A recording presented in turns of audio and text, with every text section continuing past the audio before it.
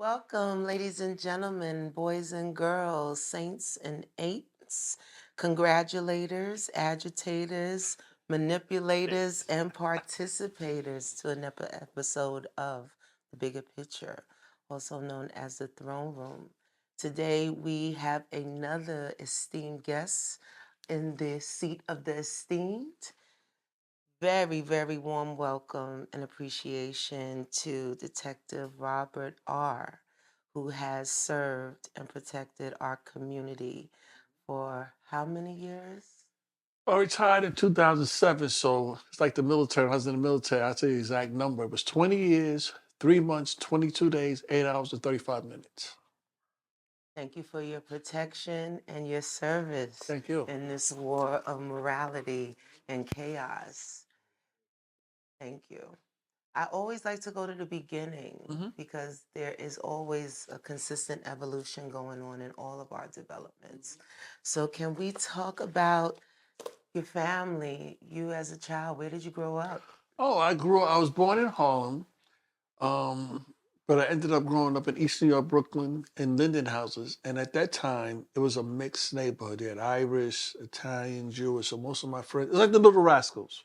We had a whole bunch of hang out. You didn't see the racism until I saw later on growing up what it's about. And the sad part about it was when I got a little taste of it, when my Irish friend Kenny said to me, "We're moving to the suburbs and I'm not allowed to talk to you anymore." I'm like, "Why?" He said, "Because we're moving, they don't have people like you." And I was like, I went to my mother and she says to me, "They're going to a white neighborhood and they don't want to be associated." He said, "Even though that's your friend, but he's being taught that. It's not his fault. Their parents are telling him that." So it kind of hurt me out. I was a good friend of mine. I wasn't allowed to talk to anymore, play anymore. And that was just the start of the reality because my mother's from the South, the deep South. How So, far deep? like Bamberg, South Carolina. And my grandmother was born there. My aunt was born there. And Columbia, I have family in Columbia, South Carolina. And they moved from the South like most black people did and migrated north to a better opportunity, which my mother did. And she was hinting about racism, but she didn't really come out. And then when it started to show things, she explained to me. And one day I'll never forget this. She said to me, "I'm sorry to tell you this, but there's 2 strikes to get you in America." I said, "What's that?" They said, "You're black and you're a black man in America, which means you have to be twice as good to be on the same level." And I saw that growing up in life where I was on the same level, but I had to be twice as good to prove a point. Example, I don't know if you were at South Shore High School in the late 70s. It was a majority white high school. I've heard of it in research. Okay, and Thomas Jefferson, that was in Brownsville, East New York, Brooklyn. Very bad school back in the day. When I was about to go to high school, my mother said, "I don't want you going to Jefferson, I want you to go to South Shore." I had the GPA to get into South Shore, no problem. So because of zoning, which I call redlining, it prevented me from going to that school. Some mother says, "Okay, we're going to go to the Board of Education to fix that." So we're getting a run around for like a good couple hours. Next thing you know, they call us in the office to see the man. And he gives us the tap dance. "Well, I see your GPA, da da da da. But I'm sorry, you can't go to this school." My mother goes, "Why?" "Well, he's not his own, this and that, that, whatever." And he goes, "How did your friends get South Shore?" I said, "I ain't snitching, but they lied about their addresses, and I'm not doing that." Right? "Well, sorry, can't help you." So my mother goes, "Well, okay, I'm gonna have to make some phone calls."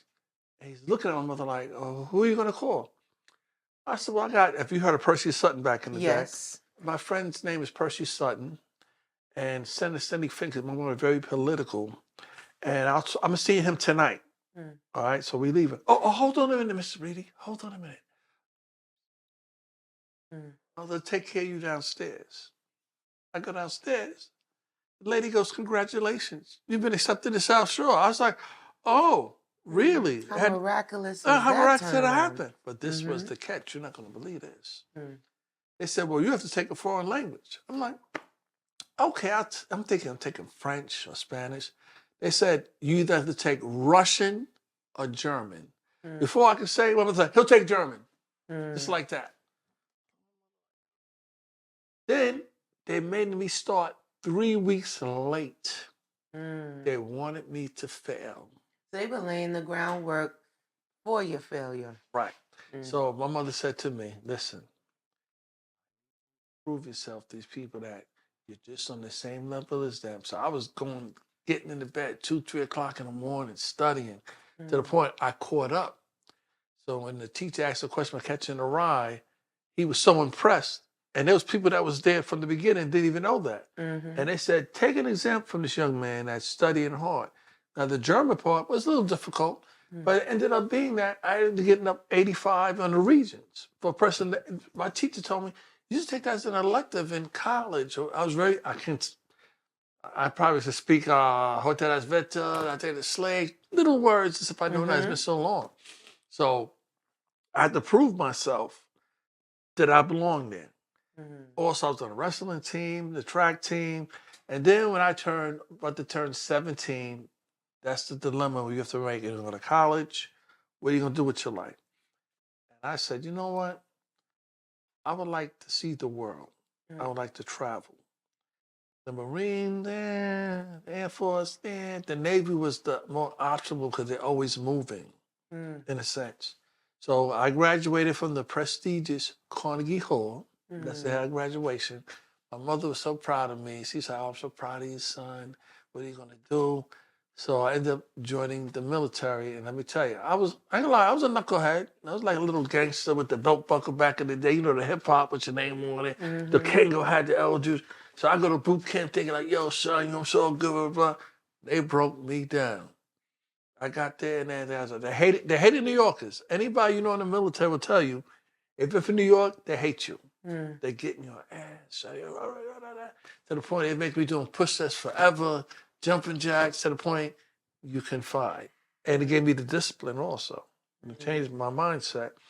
Then I went all around the world, Hobart, Tasmania, Singapore, Japan, Korea, the Philippines, Guam. I went all over, right? And it gave me a different mindset when I came back. Because all I remember was the PJs and whatever, hanging with my friends. So that's when crack had hit New York. So about 1986? 85? It 85? was like the 80s, yeah, around that time. So I would see my friends pull up on these, remember the Maxima, the box Maxima with the skirts on? I see my friends pull up the booming system. I'm like, yo, what's up, kid? It's all good, blah, blah, blah. Yo, man, I'm getting this money, son, da, da, da. I'm like, well, what are you doing? They're hustling. Oh, man, say, yo, you family. I give you 3 a day just to be in the corner looking for the man. Very tempting. When you're going to, now I'm going to college at the time, or working a job, making minimum wage, trying to do what I do. Very tempting. You calculate 3 times 7 times a month. That's some good money. Then I said to them, no disrespect, but I can't sell poison to my people. I can't do it. While you were overseas, did you know what was happening in Brooklyn? Did you know that crack had come through like the angel of death? No, I didn't know that until I came back because like my mother was writing me letters, my brother, but I didn't know anything until I was enrolled in school, and then I ran into some of my friends that was out there, and that's when I found out about it, and they were hustling, and I'm like, damn, my man trying to pulled like 5 G's in front of me. It's like, yo, you don't want none of this? It's tempting. So you missed the buildup because you were away servicing in the service. Right. What that first day back in Brooklyn, give us a visual of how different. What did you see? Well, the people I grew up with, majority of the people I grew up with, the neighborhood was no longer where white people were there anymore. Okay. It's mostly black people. Black people, hardworking black people. And I started to know that it was getting kind of violent with the gunplay. Okay. Like one day I'm looking at my window, I heard pop, pop, pop, pop, pop, pop, pop. See my boys. I'm like, what are you doing? I'm just testing it out. What is wrong with you? Boop, boop, boop, boop. He takes off running. So there was a lot of gunplay going on in East New York. Okay. It wasn't unusual. You come home from work and you see a cop smoking a cigarette and there's a sheet over a dead body, waiting for the medical examiner to get there. That's how it became so dangerous. So all I was doing to the point was I was going to school, I was working, I was coming home, and I had my friends trying to tempt me to get me in that game. Matter of fact, I'm going to say his name, but his father worked for Transit. Mm. He ended up getting him a job with Transit. Mm. He was making so much drug money, he quit Transit. Can you believe that? And I'm like, man, you can retire and get a pension. No, man, you know what I'm saying? We're making this money, blah, blah, blah, and the third. He did it. So he got caught with some bodies in D.C. He ended up beating that, by the way. And the lawyer that represented him is now his wife. You can't make that up. Mm. And he's driving tractor trailers across the country right now. So but he had to go through that transition of getting into trouble, almost going away for life, getting a second opportunity. Now he's working a legal job. And when we had a reunion when I retired, you know what they all tell me? I was a sucker back then. I wish I would have did what you did. You retired young, man. You can do what I'm doing. You can do a second career. But I'm out there trying. My mother always told me, fast money ain't no good money. And I ain't gonna lie to you. I said, how many funerals we been to for people on that money? I said, it's so sad how many funerals I went to and see these young brothers dying. Like, they killed a guy I knew. They killed him and his girlfriend and stole the drug money at the house. I go on and on. They killed his brother, threw him under the Coney Island Bridge. I go on and on and on and on. But the sad part about it is, we as Black people, they tried to destroy us in all kind of ways. You know, the Tuskegee experiment, the heroin. My father was a heroin addict. I'm not gonna be ashamed to say he was. I remember as a kid, because my mother said he was sneaky. One day she's at work, and I see him doing a nod with the needle in his arm. So I got scared as a kid. And I'm like, yo, Daddy, you all right? And this is what I said. This is what he says to me. I never want to see you do that. Of course, being a kid, what do you say? So why do you do it? He hit me so hard, I flew across the room, hit the wall, and I blacked out for 5 minutes. I was unconscious. And all I heard when I came through, son, he was like, he was panicking. He thought he killed me. And I will never forget that. I'm like, I just question you why you're doing it, but yet you hit me for asking why you're doing it. And it struck a chord. Yeah, it did.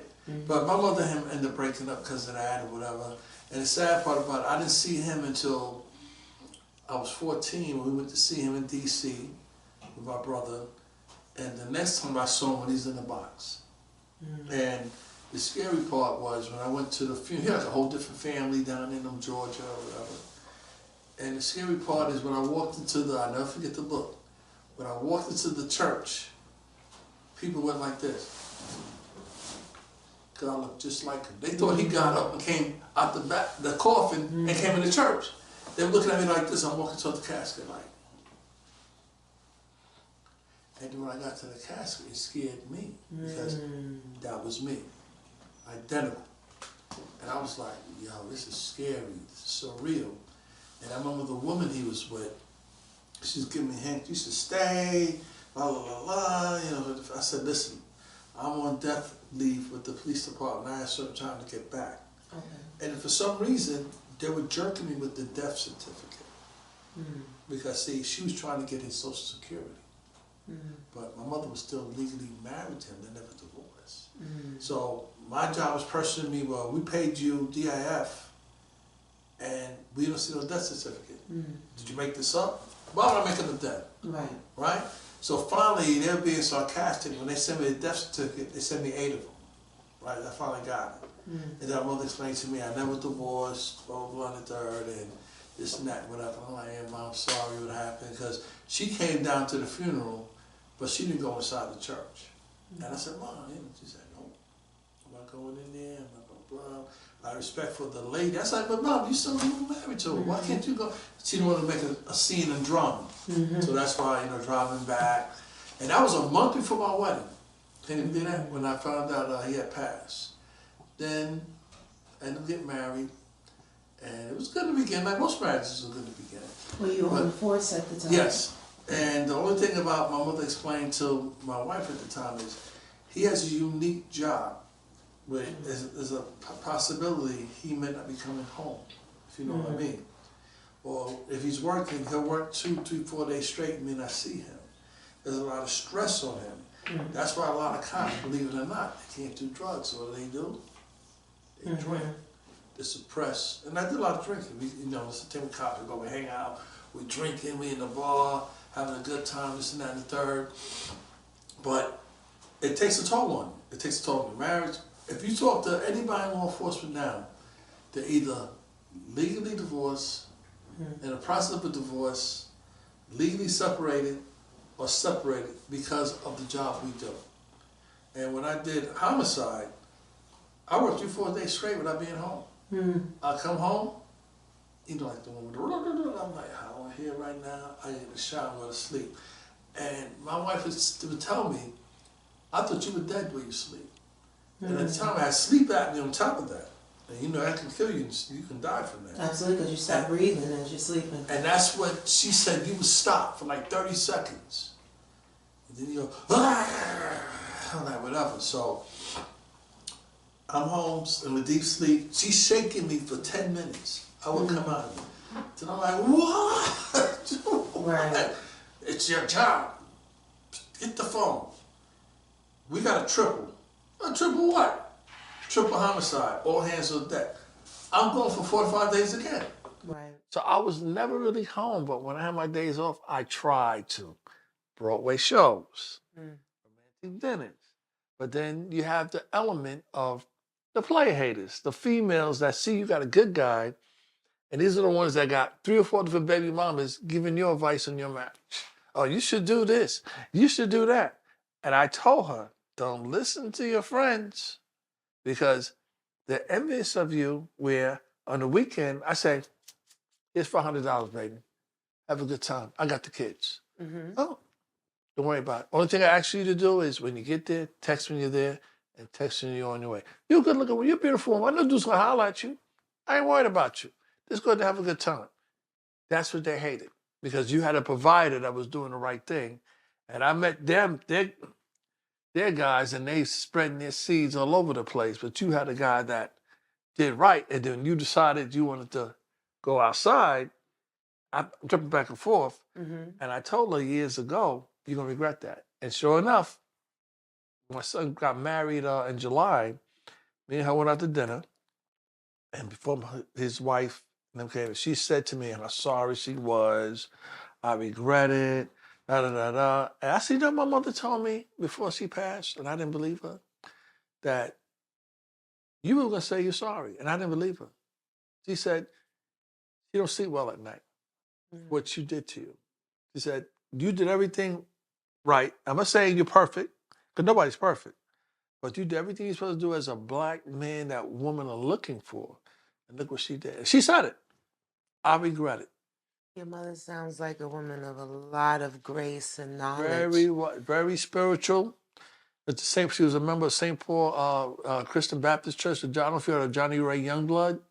That run the congregation. She's part of his church for 38 years. 38. And I met him when I was trying to go to the counseling part. I was still trying to make the marriage work. And every time I would go to do it, she never show up. And this is a man that had a thing lined up, and he would skip people to make sure I'm in it because of my mother.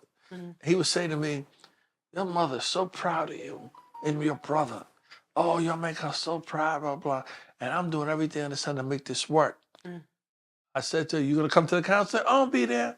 Third time, she didn't show up. And I'll never forget what he said to me. He says, Bob, and my kids were little. The twins were little then.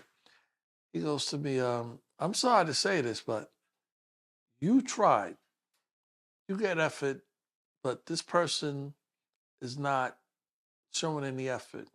Because whoever this person is there with is whispering in their ear, telling her certain things. So I'm going to tell you something that you ain't going to like to hear. I said, what's that? And this is the exact words. Leave that be alone. I was like, what? You know what I said? Leave that be alone. He said, she'll deserve you. She will see later on. I'm like, he said, no, I know what you think. You're thinking a financial thing where you got to make sure your kids are good. You're going to be all right. Leave her alone. Let her go out there and see what the world is like. And then later on, she's going to realize the mistake that she made. Mm. Now, she was very close to my grandmother. My grandmother was very upset. She's old school from the South. South Carolina. Yes. And my grandmother said to me, I may not be here to see it, but you're going to be all right. And you know how they talk. Those youngins you got, before you blink, they're adults. Mm-hmm. Believe me, they're adults. So you're going to struggle. But I know you, I know your character. You're going to make sure those kids are well taken care of. And later on in life, they're going to turn around and thank you. And that's exactly what happened. They say, Daddy, we want thanks for the sacrifices you made and this and that and the third and blah, blah. And of course, the man she had in her life, he hated one of my sons because one of my sons looked identical to me. So your father face Right. times 3, Right. the next generation. Right. So when he saw him, he saw me. Mm-hmm. He was more harder on that twin than the other one. And I said to him when I met him, if I find out you put hands on my kids, I'm going to jail. I told him, it's like that. I'm going to jail. You're not touching my kids. If I find out, I told him his face, if I find out, you done, son. Oh, is that a threat? No, that's a promise. Oh, you want a complaint? Go. I'll give you the number of CCRB. You make a complaint against it. I'll give you the number. I ain't scared of CCRB. I'm always out of CCRB. So guess what? You want the number? I'll give it to you. And for our audience, tell us what CCRB is. So CCRB is the Civilian Complaint Review Board, which means people make complaints against cops for abuse of authority or stuff like that. Now, there's people like myself that have been accused of stuff I didn't do because you're arresting a perp that knows the system. He knows how to make, like, example, we had a guy, I won't going to say his name. He was a domestic violence predator. Okay. He always beating. I don't know why these women are attracted to these guys, but they are. The daughter was so scared of him when he came around, she would urinate herself because she used to beat the mother, who was at the time a correctional officer. So I get the report. I go arrest him on a Sunday. He wanted to fight for the hood. I do what I had to do. Lock him up. He did the voodoo thing. I'll put the spell on you, man. The blood clot, all that. I said, whatever. I believe in Jesus Christ. I ain't worry about that. No, whatever. That's the first time. Then he did it again. But now with another woman who he impregnated. I went to go get him, locked him up. He wanted to fight, brought him in. A couple months later, the same one he impregnated, he made a... My thing is, why are you making reports when you don't want to pursue the matter? But with domestic violence, you make a report, whether you want to pursue it or not. It's a must-arrest thing now. And we can't, back in the day, turn away. We could turn away, have you sign a form. God forbid he kills you, we're covered civilly. Because you made the report that you were nothing done.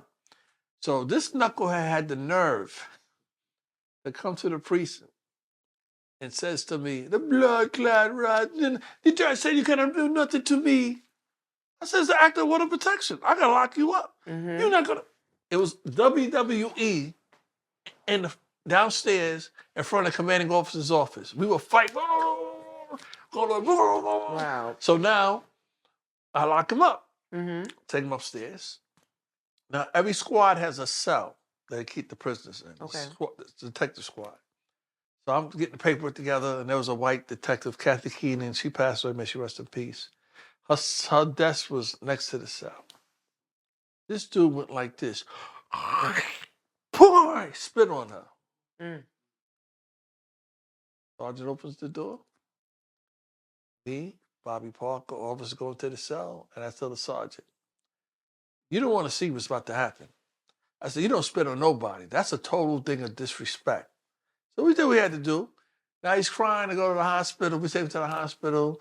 He's crying about, oh, this and that. That's why it's all right for you to be a woman beater, but now it's your turn. You can't take it like a man. I said, don't put your hand on no woman. Do what you had to do. I said, number one, my mother was a victim of domestic violence. That's one thing I hate, as Judge Mathis would call it, is a woman beater. I said, if that's the case, I said, did what I did to my ex-wife. My thing was, I got mad, I walked out the house. I go for a walk. Or when I found out I had a credit card that she blew up on the guy she ended up marrying, $2,000, I punched a hole in the wall. And the famous words, Oh, I'm gonna pay you back. I never got paid back.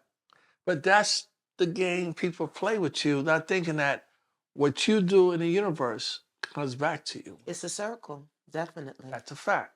I want to go back to before the force. Mhm. As a kid, you're in Brooklyn, East Yeah. New York, Yes. which is still a notorious community now. Still go over there. Still. Yeah. What were the messages? Because I remember when I was a kid growing up in the Bronx, the beat cops would walk. We would wave to them. Right. A class trip would actually be to the fire Right. department Right. and to the precinct, and the officers didn't seem scary. They seemed like familiar faces. I'll give you an example. And that was in the Bronx. So what Yeah. were the messages you received as a kid Okay. about the We- officers? We had an officer, if you're into football, Larry Zonka. Remember him? He looked just like Larry Zonka for the Miami Dolphins. So we gave him the nickname Zonk.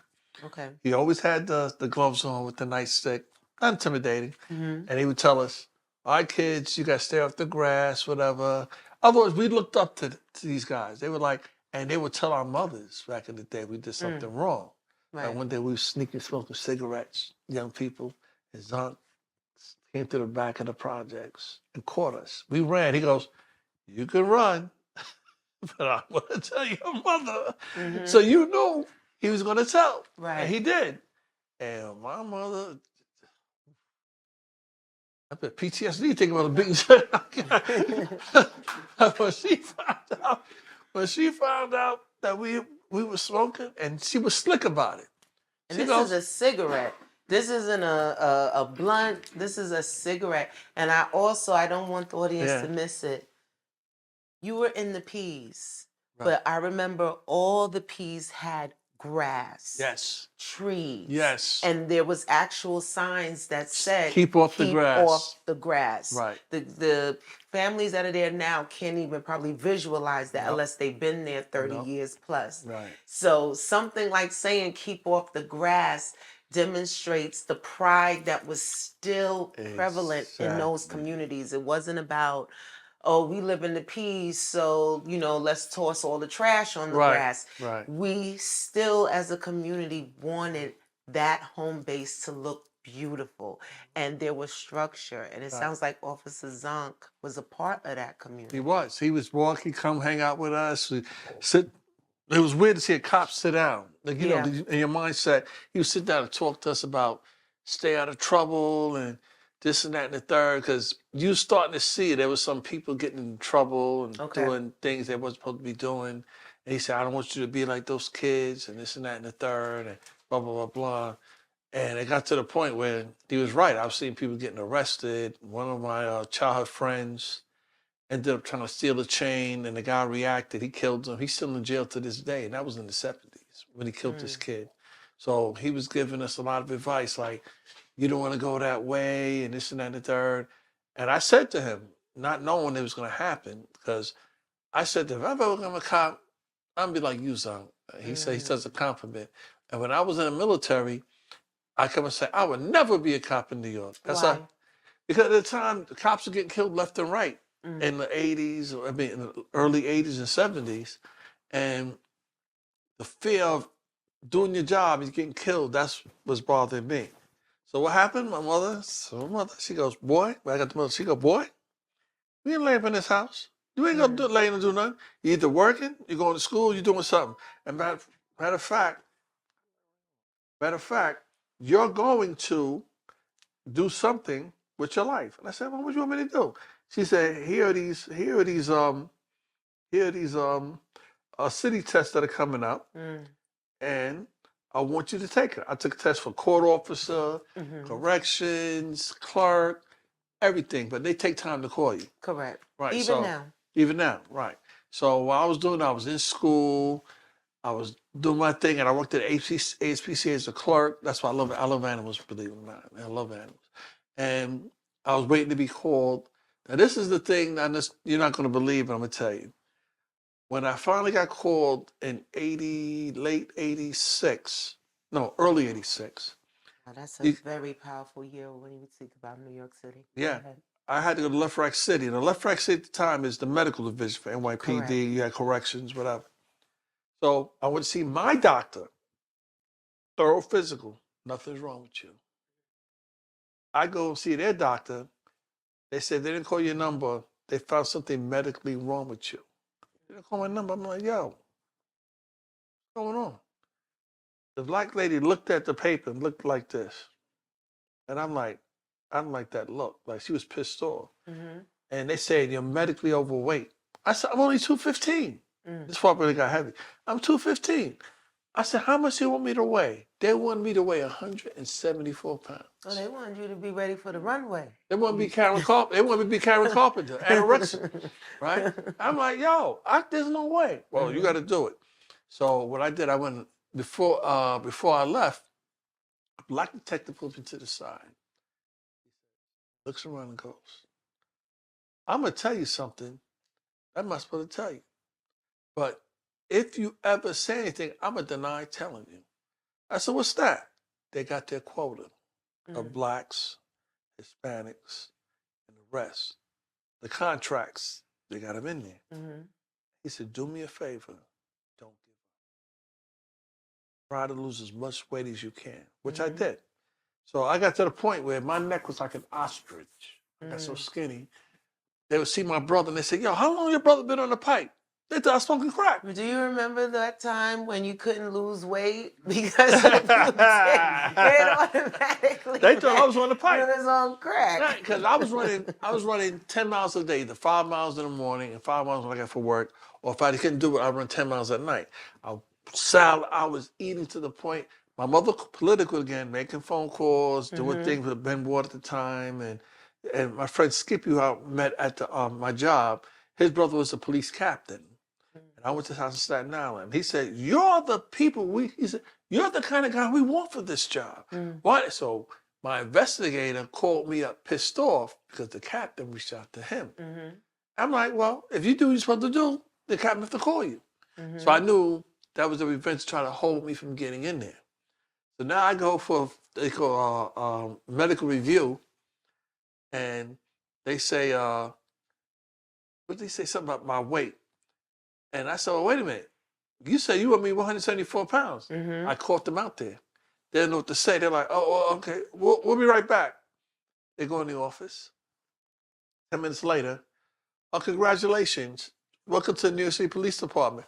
Oh, I wonder what happened, right? So now, I knew I was told by black officers, they say, yo, listen, there's us, and then, no disrespect, they got the Good Old Boys Network. They network. They're going to look out for each other. That's just the way it is. He said, you just go in there and you do your job. So I remember being sworn in. That was a proud day. And you're going through the academy, 6 months at the academy, you're doing certain things. And the greatest thing was, thank God my grandmother was alive when she saw me graduate at Madison Square Garden. I remember her saying, y'all look like March of the Wooden Soldiers when y'all did the salute. And I see all the white girls go vroom, vroom, like that. She was like, my grandmother went crazy. And I said, Grandma, I'm just glad for you to eat. I'm glad that you're here to see that. That was beautiful, because she passed away in 2002. I said, I'm glad you're here to see that. And then my mother and my stepfather were having, he was trying to ruin the moment. And my mother looked at him. She said, let me tell you something, you mother. This is my son's day. You're not going to ruin it. I'm taking him out to dinner whether you want to go or not. Could you believe, out of spite, he wouldn't take me out to dinner? So my mother had to do it? Because he was jealous that you carry a gun, you got authority. And I didn't abuse my authority. I was always saying, people, it's a job. It's nothing personal. But in the academy, they tell you, you have the power of life and death, which means if Congress wants to go to war, don't they have to vote on it? They have to go to act of Congress. Correct. You're in a situation where it's a life-threatening situation. You make the decision right there whether you're going to do or don't. That's what they tell you. You have the power over life and death. And I've had situations where people had guns, and I say, yo, man, I don't want to do this.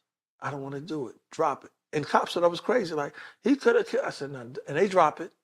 And I talk to them and say, listen, if it was any of the other dudes, you'd be dead. Right. You'd be dead. But I'm not that John Wayne type of guy. But I'd rather, you got hopefully a mother, father, brother, sisters, nephews. I want you to live to see them. Not Now, just this moment, this because a lot of times when civilians are in those situations, many times they put themselves in their yes, situations by their responses. yes, And that hypersensitivity right, and rejection right, to law enforcement. right. What I hear you saying is there is a pause Right. There is. because you recognize this moment Mhm. is going to, depending on the reaction, because Right. I am the one with the power Right. and the authority, Right. will change both of our paths. Lives. That's right. And I think that is one of the things that the civilian community, particularly our community, we don't have the avenue to even think that's a thought. Mhm. There has been, when you talked about Officer Zonk, our kids are not seeing Officer No, Zonks. not. And with social media feeding, and I don't want to say it's only feeding, but the worst images are being put up. We're not seeing glimpses into the activity of the PAL, rather, excuse me. We're not seeing our younger recruits and those conversations they're having, because the Good Old Boys Club, I'm sure, is still very Also much active. in place. It's in place. It's Yes. in all our institutions. Right. Right. But the one we have the most contact with is law enforcement. And those conversations behind the scenes we're not aware of. Right. Do you, when you first started, because you started on the beat, Mm-hmm. like most officers, did you receive the reception Uncle Mr. Zonk did, Officer Zonk did? Did you see that? In the beginning, no. But then remember, I was a transit cop. I was in the street. Oh, yes. I was in the street. I lived the street, even though I didn't So stay in the you were hole. in the transit. Right, but Okay. I was I was out of the hole all the time, and I got Okay. to know. And I worked in Harlem, so I got to know people on the 25th Street, Okay. 148, 145, 116. I got to know a lot of people, and they were drinking a 40. Now back in the day, you know how it was. The 40? That bag of 40. Yes, yes. I would tell them, listen. My boss gonna come and tell me to write you a summons. I don't want to do that, so just get out. Just wait till I leave and do it. So that little thing I did ended up people liking me. Okay. In a sense where things happen, they would tell me. They say, yo, that kid that got clapped the other night, so-and-so was involved with that. Word? I said, okay, but I'm not getting you involved because I don't want you to be whatever. But I will do for you is give you the number, which a lot of people don't believe, but it's true, is 187 tips with the police department, which means you have to leave your name. You just, like, they'll say, well, how do you know about this? What's your name? I don't want to leave my name. Okay, we'll give you a code number, 777. So when you call back, you're 777. And if it pans out, we'll let you know, and you're entitled to a reward. So it pans out, they'll say, oh, this is 777. Okay, we got to wait till he's indicted in the grand jury. When he's indicted in the grand jury, you're entitled to your $1,500. You call up a couple weeks later, he was indicted. Okay, they send you to a place outside your neighborhood, a participating bank that deals with the police department. You walk in, this is what you say to the teller, I'm 777. Have a good day. I call a lot of people like that. They tell me things and they saw, but they didn't want to get involved, and they got paid through the grapevine. Because my main thing is, these people have families. Right. Like, one that bothers me was I had a partner, my female partner, she ended up being a lieutenant. She wanted to come to the squad, right? And I said, you don't want to come here. I said, like my man said in the movie Seven, why here? Why do you want to come here? This place is crazy, right? She said, I want to learn to be a detective. So she came, and she's married. And she was, after a while, she came in her high heels, her hair done. 2 weeks later, she looked like a washwoman because she was never home. Right? She's like, I want to go home. I'm telling her, but you want to come here. I want to see her husband. I went to the academy with Eddie. She said, I said, no, you want to come here, right? And she couldn't believe how busy it was with the shots fired, this and stuff, and we was always running out. Now, we were the typical detective squad. We weren't on that high horse of like, we don't do that with patrol. No, we were part. You call for help, we were at the office like everybody else. We're there, do what we got to do. When I was a detective, I didn't say, don't call me that, call me Rob. The only difference between me and you is my shield is gold, your shield is silver. And that's how I'm going to break it down to you. We're at a crime scene. Here comes the two-star. What's going on, officer? Well, I just know somebody. But the detectives, because we supposed to know about certain things, or we got to do a little tap dance to please it. Because if you know it's on the news, you always see them on the phone or the crime, man. Because they call the people up the chain, let them know what's going on. Because they have to know now. So they call the commissioner, the deputy commissioner. Like, I don't know if you heard of Chief Madry. Yes. That's a friend of mine. We worked together. He was a lieutenant. I still keep in contact with him. And when I talked to him, he has said to me, "It's a lot of stuff I got to go through. I can't even talk to you about."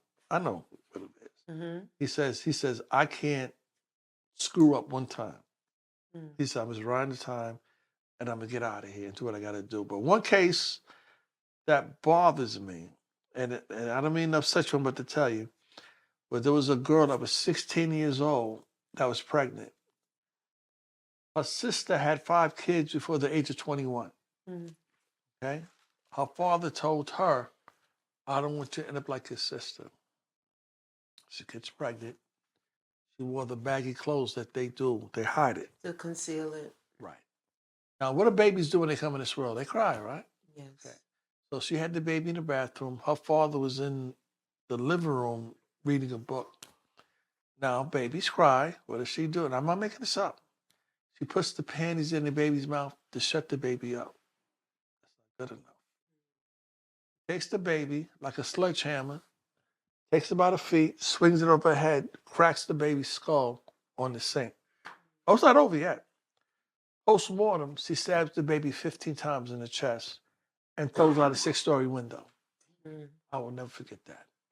And the person that caught the case, she just had a miscarriage 3 weeks prior. And that was her first case. So you can imagine the emotional... How do you separate the job from that? The human piece of experiencing the loss of a child? That's there's nothing more tragic you being a parent than the loss of a child. It's like the way it goes is like your parents had you. Yes. You do what you got to do. God calls them home. You put them away. You're prepared for that. Right. You're not prepared for that. The reverse, correct. Right. So like my mother always told me, thank God you guys did what you're supposed to do, because a lot of their friends ain't here. They went there and they hustled, did what they had to do. And I remember when I was at that lady's, that house, the girl was holding her niece. And the way she was looking, no, we didn't know that we didn't know where the baby came from. Right. And we didn't know. So the baby was found. Right, they found it and they rushed to the hospital. Correct. And the baby was rushed to the hospital? The baby survived? No, died, but we can't pronounce it. Okay. We can't pronounce it professionally. And they even tried to bring it back, even though I knew there was no chance. And I remember talking to the girl, and she kept looking at me like this. I said, something ain't right. Something ain't right. So I said, you know anybody recently was pregnant and had a baby? And she's like, no. And the vibe I got was, and I wish I would have listened, go to the bathroom. But then I got distracted. A partner said something, and I'm talking to the father, who was, you could tell was a hardworking man, had calluses on his hands. He's reading the book, The Art of War, which you probably heard of. Yes. And we're talking about it. So I walk out the house, the apartment, and I'm standing there. And my partner's going, what's the matter? I said, I got this vibe, man. Your senses were going off. Right. Because now when they saw the blood on the windowsill from another apartment building, that's where they knew where it came from. Now, this is the part I hate about our Black people when it comes to certain things. Now, we got this girl in the hospital, in custody, and you got Black folks who don't know what's going on. Don't tell them nothing. And they're like... Where do you think that comes from? Probably the animosity they dealt with bad police. Because I dealt with bad police off duty. Because, see, I had to tell them I had extradition with a booming system. Everybody knew me. When I come to the hood, they go rob. Boom, boom, boom, boom, boom. Even when I pulled them in front of the precinct, the windows will rattle. They said, he's here. He's here. He said, blah, blah, blah, blah, blah. And I'm playing Biggie Small. I live for the phone. I die for the phone. I live for the phone. That was my jam. That was my motivation jam to get into work, right? Machine Gun Funk. So I'll be driving late at night. I said, okay, let me cut it down. Oh, the look. You probably don't understand the look, but when you pass the police, it's that look they give you. I said, about to get pulled over. I see them creep out. I go, okay. They're gonna pull me.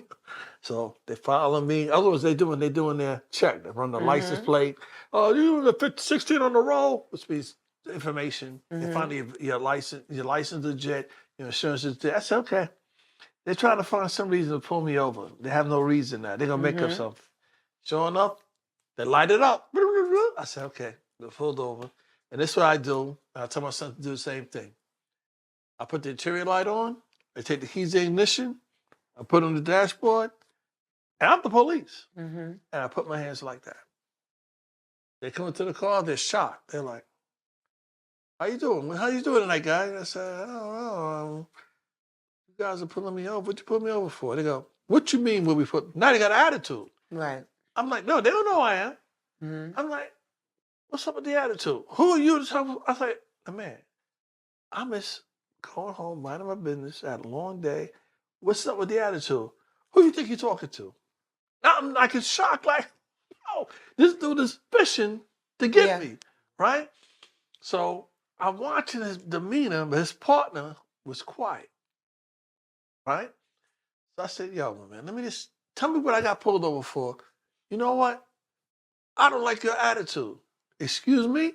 I don't like your attitude, right? So he says, get out the car. But see, I had my shield in my hand with the numbers covered. So detective shields have the shield with your shield number. But when you cover it, it looks like a lieutenant shield. Okay. Right? So when I opened the car door and he saw that shield, he thinking I'm a supervisor. He jumps back. Now he's scared. Like, oh, I fucked with the wrong one. I said, what's good, man? What's good? How many? I said, don't do Ralph Cramden now. Why'd you pull me over? Oh, well, you know, I said, don't run the game that I fit a description because I'll have you get on the radio and check the call back. I know the game because I'm in the game. Right. So don't bullshit me. I'm a major player. Right. I said, don't bullshit. Excuse my friend. Don't BS me. Right? So I'll tell you what.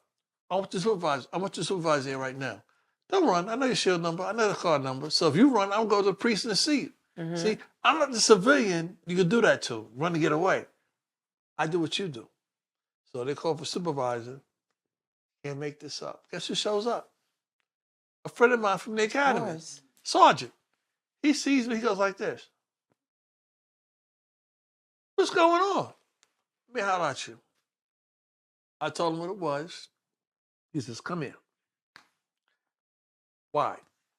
He had no reason why. And I said, I'll tell you why. It's called race. Like, people don't believe, white folks don't believe it. It's called racial profiling. I was being profiled because I'm driving a nice truck, or who are you to have a truck like that? I said, in the system. I said, how come, I said to the guy, how come when it comes to us, no disrespect, we work hard, yes, I work hard, the American dream, and wherever we get, there's always a cloud over our head, like, how did he get it? Did he sell drugs? How come when y'all get it, there's no questions asked? Right. Why is that? And he gets quiet. And my friend says, this is the guy, you get shot, he's coming to give you blood. This is the guy, God forbid, you got a medical catastrophe with your kids, he's donating and helping. And this is the guy that you're going to pull over? He didn't know what to say. And this is what I said to him. I said, okay, Daddy, I don't mean to be funny. Where are you from? I already know he's going to say it in Long Island. Oh, but do y'all do that to your people out there? Oh, wait. Most likely not. He couldn't say nothing. As a civilian, when you are faced with that stop, whether you're on Eastern Parkway, Jerome Avenue, Queens Boulevard, what are your rights as a civilian? And how do you survive the encounter? Well, it depends on what they stop you for and what you did. Do you have the right to ask?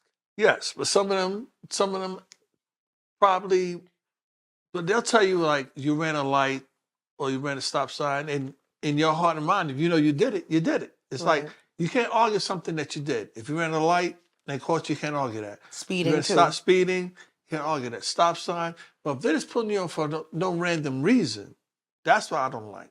Like if you're swerving, they think you're drunk, they pull you over. Something like that. But don't pull me over because I'm driving a nice car.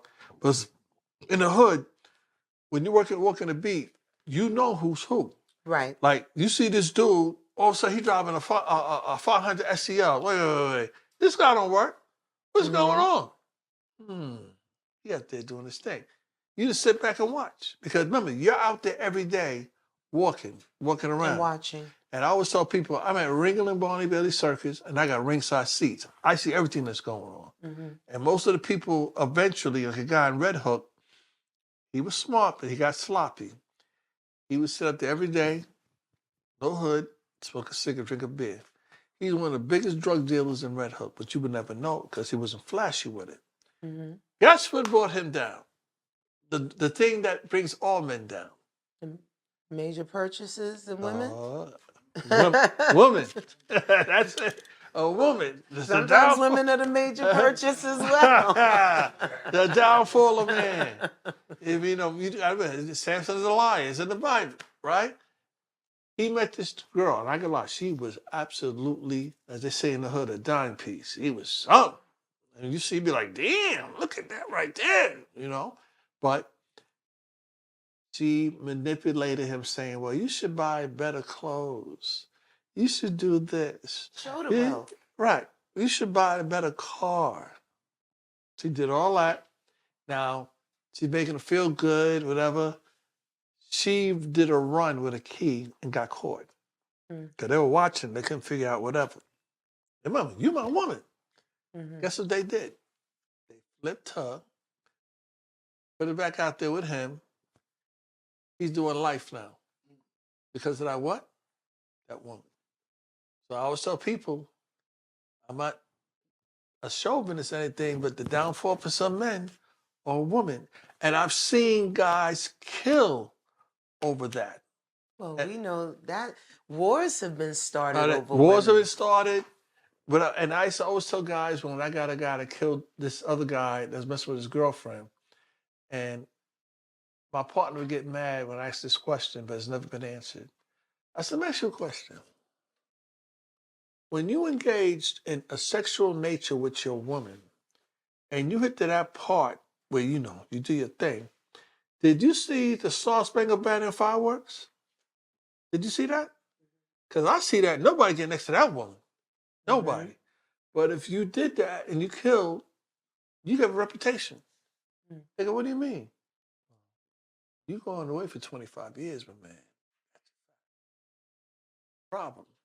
You think she can put in a chastity belt for you for 25 years? I think so. She's gone. You'll see another dude. So here you are up north. You're making these phone calls. After a while, the phone calls don't go through. You know why? Because she have to protect the phone calls. You going crazy and maximum. What you going to do, break out? Meanwhile, dude's in the hood or she's in the club going, hey, right? And you know what dudes say? Yo, son, I ain't messing with that. Dude killed over that. That's some powerful stuff. You gave a reputation. That's all you did. That right there, don't mess with that. So I tell every man, including, I've been through it, it's not worth killing over a woman to take your freedom away and she's still down here doing her thing. It's not worth it. Choose wisely. Right. I said, when I caught my old lady doing what she did, I could have, like her own grandmother, Christian woman, may she rest in peace, love her to death. She told her, you better be glad you ain't wearing a toe tag. Her religious grandmother that played the organ in church told her that. You better be glad you're not wearing a toe tag because other men, for what you would have did, they would have killed you. See? And remember, I carry a gun. I'm a shield. I could have snapped and said, I'm going to Saturday, boom, boom, boom, boom. But then you got to think of the bigger thing to yourself. What about your kids? You got to put your kids before you put yourself, your feelings, your emotions, and everything like that. So that's what I thought about. How would I feel that they're growing up without a mother and a father? Right. So the father going to jail, mother gone. Who can raise them? And that's very important. Yes. Back to surviving the encounter, because I think your words are going to be really important and save a lot of lives. You're on the boulevard, you get stopped. You didn't run the stop sign. Local speed limit is always 25. Right. No matter what your engine can do, Right. it's 25. I got tickets over there. Right. Yeah, I know. How do you survive that encounter? Okay, what you got to do is basically, this I always tell people, I tell my sons the same thing. You got to be very respectful. If you're coming with an attitude, cops don't like attitudes. Like, you see it. Now you're already starting off bad.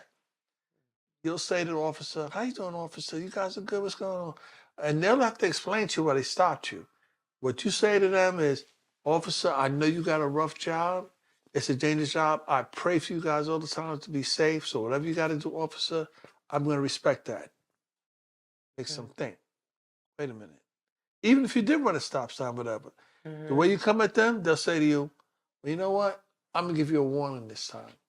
But just be careful, because the way you came out at them. My sons, when they get stopped, they talk that police jargon. Like, they'll say, oh, my father's on the job.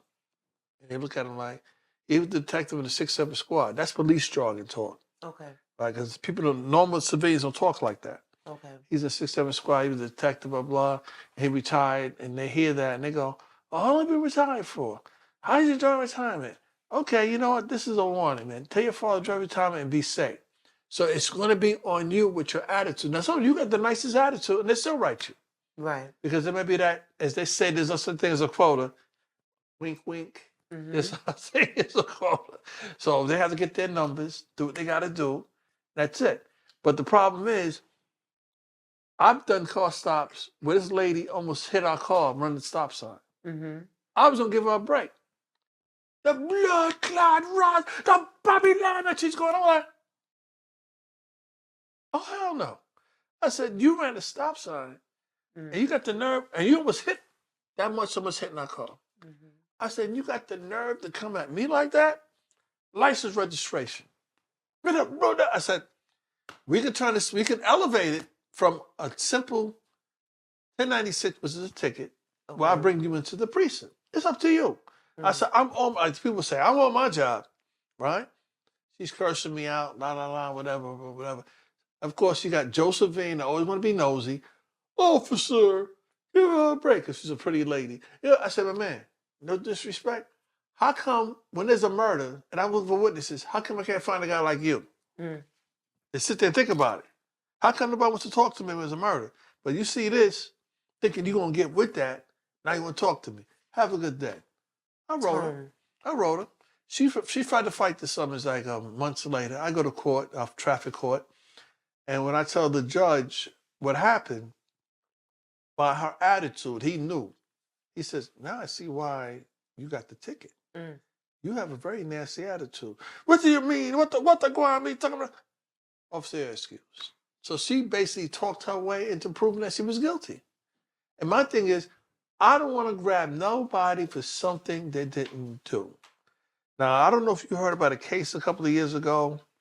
It was Christmas Eve of 2004. There was a drive-by in Flatbush where 2 people were shot. Christmas Eve. And I ended up taking it because my friend, my partner, he had family coming in to New York. My kids were in Florida. So I said, okay, I'll catch it. What's probably my murder? So now I get involved. We get the kid that was shot in the shoulder. What a nasty kid. He was so nasty and disrespectful to the point that I tell him, let me tell you something, man. I'm going to give you a taste of reality. When you get home, when you get out of there, where you going? You having Christmas dinner, right? What is that family doing? Preparing for funeral arrangements on Christmas Day. Think about that. Their Christmas will never be the same again because they lost their son on Christmas Eve and Christmas Day. You open a Christmas gift. What are they doing? And you got the nerve to come at me and I'm trying to help you solve your friend's murder? That changes your attitude. So he can give me hints. We ended up finding out who the players were or whatever. Now, all my murder cases, I'm hands-on, which means I'm involved with everything. Mm-hmm. This is the one case that I got screwed because it's about saving the city money. Mm. And I was working like almost 7, 8 days straight. And my sergeant says to me, oh, well, I don't want you coming in on your day off. We're going to have the guy from Homicide working straight time. Now, a lot of people don't realize when a detective and a squad, like any precinct catches a murder, you have Homicide work with you. So you're not doing it by yourself. And you have 8, 9, 10 people working your case at one time, sometimes 15. So it's not just you. It's a whole team of people working with you. Are certain cases given priority? It depends. What gives a case priority? Is It's it only media coverage? Especially media, like they call out a Red Bull. Like political, like anything you notice now with, I'm not being disrespectful, with the Jewish community, anything's always on the news. Okay. They wrote swastikas on the news. Okay. And they do their thing. Now, that may do because it was Christmas Eve, right? So they got information and who these people were that did that. I'm home. I get a phone call that night. No, the next day. Oh, we got the guy. I'm like, okay, so who is it? Oh, it's the guy, but it wasn't the guy in the photo array. So I go, wait a minute. What are you talking about? Because when you see the photo array of the perp and the actual of the person and the perp, like twins. You can't make that up. So I said, well, what are they going to do? The district attorney said, the right guy we got, we're going to run a lineup. Okay. If we get a lineup and we get a hit, we're going to run with it. So in other words, I didn't make any decisions without authorization of the district attorney. Okay. So I get there, and I don't know if you've ever been in watch people look at lineups. The body language tells you everything. You tell the guy, you can pick numbers 1 through 6, your choice, what number you want to pick. He picks 6. They walk in, and you can tell by the body language, they see him. They jump back. And I said, do you see a number you recognize? Number 6. Where do you recognize that person from? That was the person that was shooting at the car, blah, blah, blah, blah. They signed the photo. They signed a statement. Boom, next. And remember, the witnesses are kept separate. They can't talk to each other. They can't say, oh, it was number 6. No, we keep them separate. Bring that person in there. We give an opportunity to change the number. He changed number 3. They walk in, number 3. So you got 2 separate people looking at 2 separate lineups telling you that's the person that they saw do it. That's like ironclad. I tell the district attorney what we got going on, no problem. Processing the paperwork. Now this is the dilemma. Everything you do on a homicide is documented. They call it pinks or DD5s. So what is your last name again?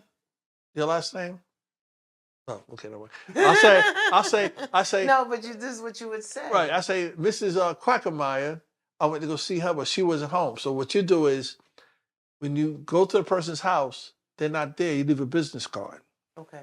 When you come back, you type in the DD5 on such a day, such a time, the undersigned, which is myself, went to 1313 Mockingbird Lane to talk to blah, blah, blah, blah, with negative results. I left a business card for the person to contact me. You document everything, okay? Other words, I can't type something I didn't do. Right. That detective did the photo array. I can't type that. He got to explain why is that photo in there that shouldn't be in there. And I kept on telling him, listen to me. You know, homicide's taken almost 2 years to go to trial. I don't want to be testifying that this is the guy and it's not. Because you have short memory come to that. Make sure you do a DD5 on that. Because if it was me, I would have did DD5. But I didn't do it. You did it. So the DD5 is literally the step-by-step. Right. Everything you do. Every move you made. Every move you made. Every visit. Every call. Visit. Every call. When you go to the autopsy, you do a DD5 on that. When you find ballistics, you do a DD5. Everything you do, even if you write on a scrap paper, they call it Rosario. Okay. That be admitted in a trial or whatever.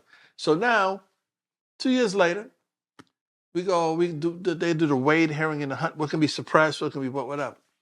So it was actually 3 people involved with the murder. The defense lawyer, I knocked 2 of them out the box.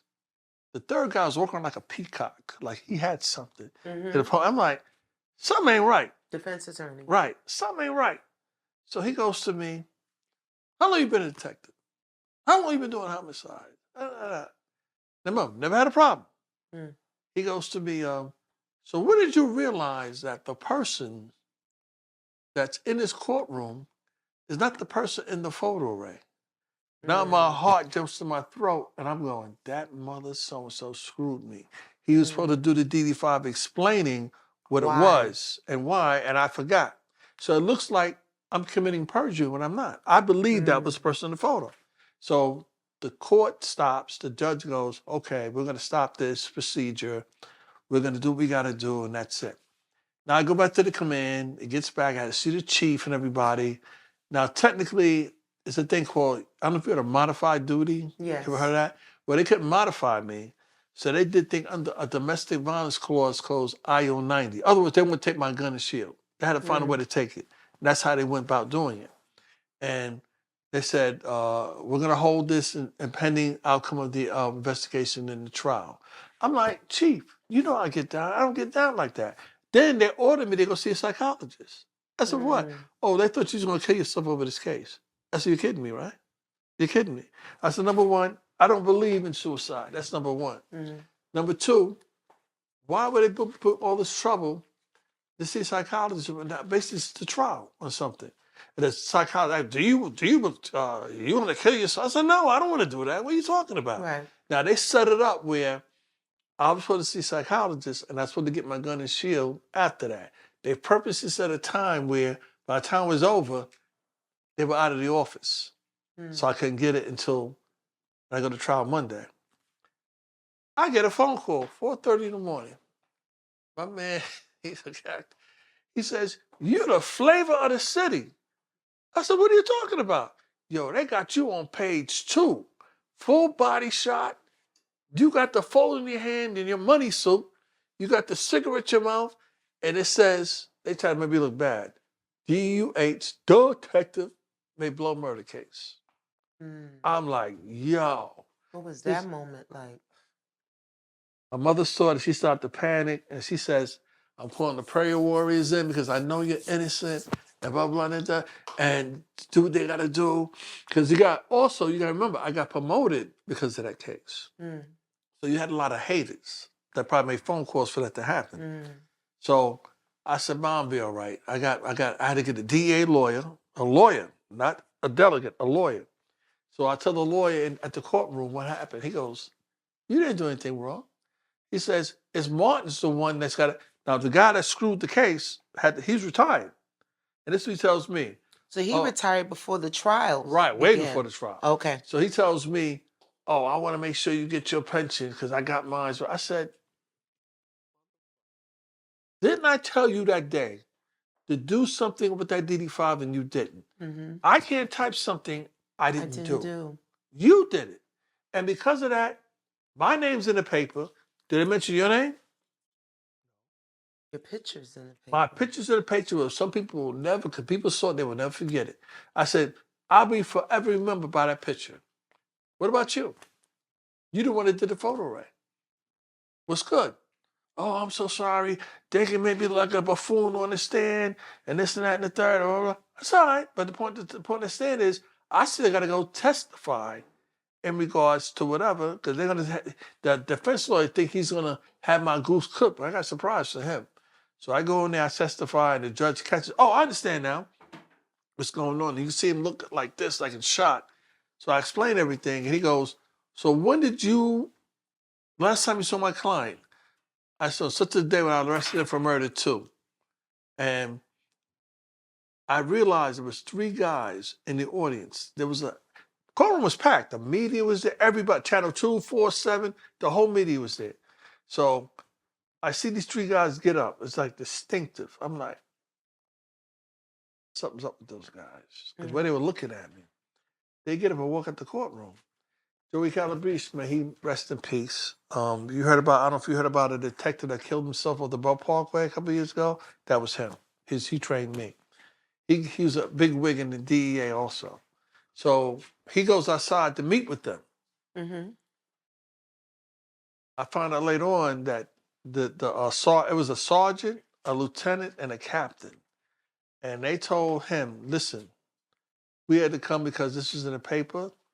You let that detective know we apologize for all the pressure he was under. He was very credible on the stand. We believe him. So we're going to kind of wrap this up on our end. I didn't notice at the time. So I'm leading to the court, the female court officer, like, yo, they ain't getting me. He said, who? Internal Affairs. They're going to get me. They got to earn it. I'm going to run like I'm the fugitive. Like whenever Harrison Ford, you got to catch me. So I said, where are the escape routes out here? She started laughing. You're funny. I said, no, they got to earn it. They ain't getting me for something I didn't do. So I get up, and it's like that thing with P. Diddy was said, dead man walking. I'm walking through the courtroom, and almost to the door, they grabbed me. No, you ain't going out there. When they cracked the door, all I saw was lights. That was the media. The media. Right. So they took me back through the judge chambers, through a secret elevator, and ended up back in the Marriott. I'm like, wow, what's up? So it felt good that I got cleared of everything. Absolutely. But then I had to go to retrieve my gun and shield because they took it. So I had to go to 72 Precinct in Sunset Park, Brooklyn. And I never forget when I walked in, there was this black assistant desk officer, they call him, the assistant sergeant. And he goes, you Reedy, right? I go, yeah. I got to talk to him. Don't know this guy from a can of paint. Next thing he knows, let's go to the side. He said, my man, if for some reason, like, you're coming to a precinct, suppose your name is Donna, and we heard about this girl Donna coming. We made phone calls on you to find what kind of person you are, whatever. So apparently he got some phone calls on me. Remember, this guy I don't know from a can of paint. And he says to me, yo, my man, I heard you a great investigator. I heard you a team player. I heard that your stuff don't stink, which means you don't take it personal or because you got a gold shield. You treat everybody. He's went on and on and on. And I said, yeah, man, it's a job. It's not personal or whatever. He said, but think about this. Supposing we're sideways, you would have lost your pension. And I thought about that. Right. And I had my 20. I had my time to retire. And he said, I know what you're trying to do. You're trying to do 25. I said, I love what I do. I love helping people, but it's getting to a point, they don't want guys like me in this job anymore. They don't want the guys that actually try to do the right thing by people, whatever. They want a yes man, and I ain't that dude. He said, well, listen, once you retire and secure a pension, you can go rob a bank and get caught. Guess what keeps them coming every month? That pension. The pension. It doesn't stop until God calls you home. He said, think about that. You got your medical benefits, and I'm thinking, he got me thinking. I'm like, damn. So they call that in NYPD, you're on the fence, which means either you're going to jump on that side and retire, or you're going to climb back. I was on the fence for a minute.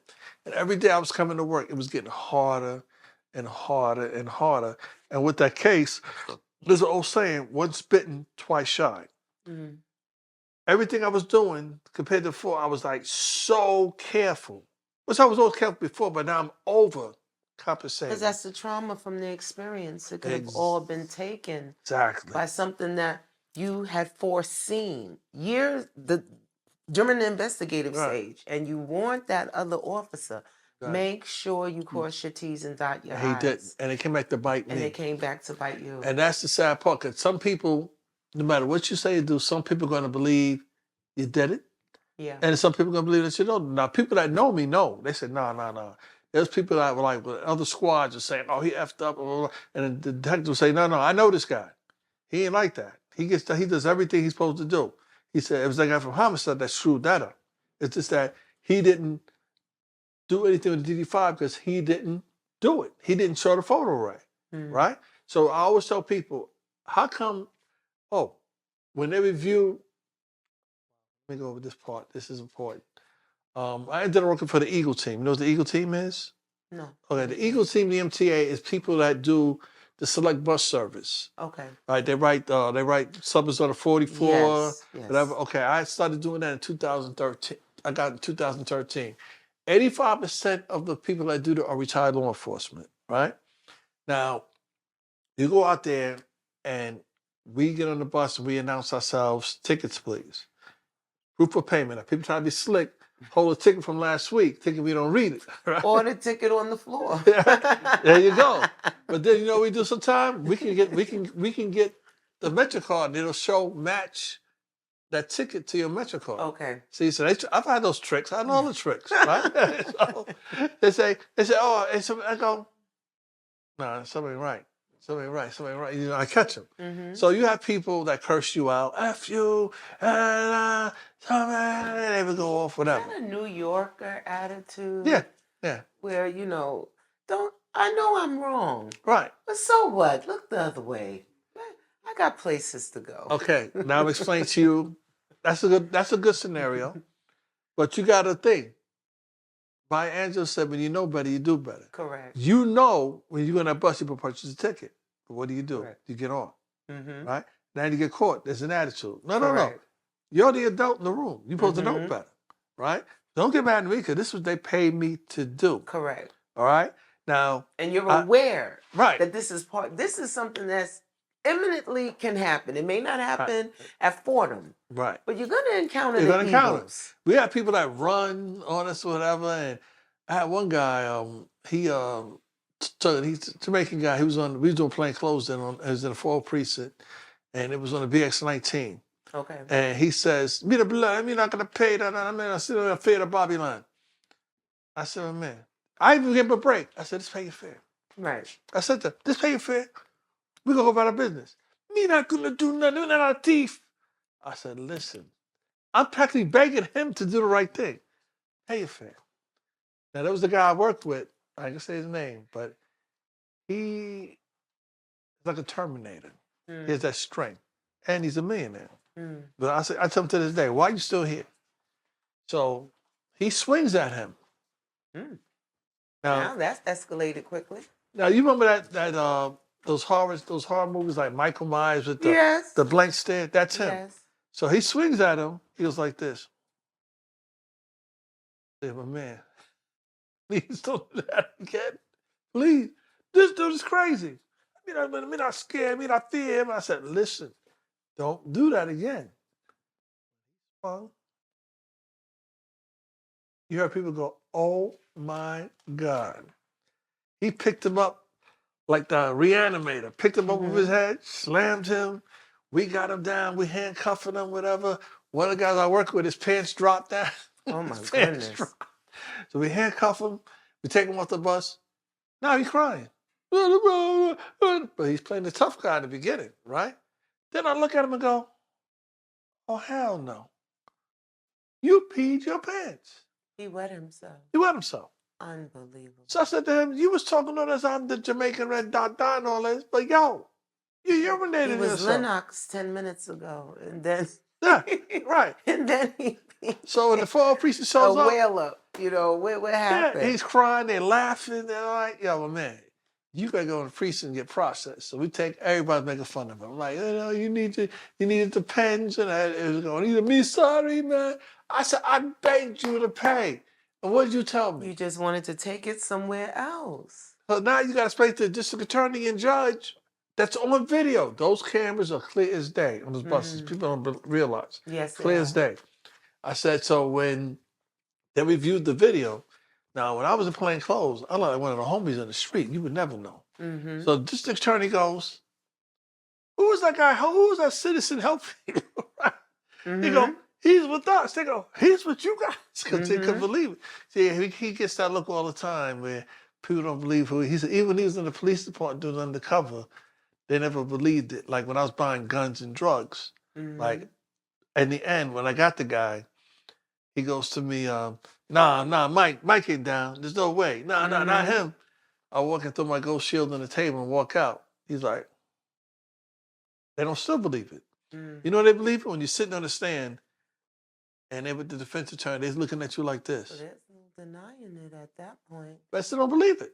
I love the fact that you mentioned the booming system and the expedition. Yeah. Because hip-hop is so quilted into the fabric of our culture. Right. You know, it's a genre, but it's more than that. A lot of our officers have had the opportunity to protect and Right. work with some of the artists. I hear you've been connected with one of the greatest ones, you know, Busta that we did, Rhymes. Busta That's my Rhymes, man. Mr. Smith, as we used to Right. call him in Turtle Hook Junior High School. Right, Um, right. what is, tell me a little bit, because we don't hear about the hip hop police now. Right. There is such a major resistance with our Mhm. younger artists now Right. They in won't do having nothing. actual Right. legal Mhm. protection. It's a Mhm. lot of homeboy security. Right. Rest in power, Young Dolph, a casualty of homeboy Yeah, homeboy security. security, yeah. King Vaughn, King Vaughn. a casualty of homeboy security. Yeah. The list It is goes on. infinite. It goes on and on. I Yeah. think for us, Biggie and Pac shifted that. Yeah. Because when we see other artists such as 50 Cent, he has real security. Well, 50. So tell us about your experiences with Busta and the hip hop police. Okay, if you with can. 50 always said, I don't need security. Because I got NYPD intelligence following me where they go. But say what? Because two guys I know were always following 50. Okay. After the thing with Bigga them happened. But how I got involved with Busta Rhymes is kind of sad, but it ended up being a good thing. Okay. Where I'm in the squad one day, and I'm looking at the 61 was the complaint reports. Okay. And it was a domestic violence thing with his baby mother. And then when they says the person's nickname, AKA Busta Rhymes, I'm like, what? Busta Rhymes? I love Busta Rhymes. I said, I can't take this. So man, the guy, I can say his name, but he's like of everybody. I'll take it, right?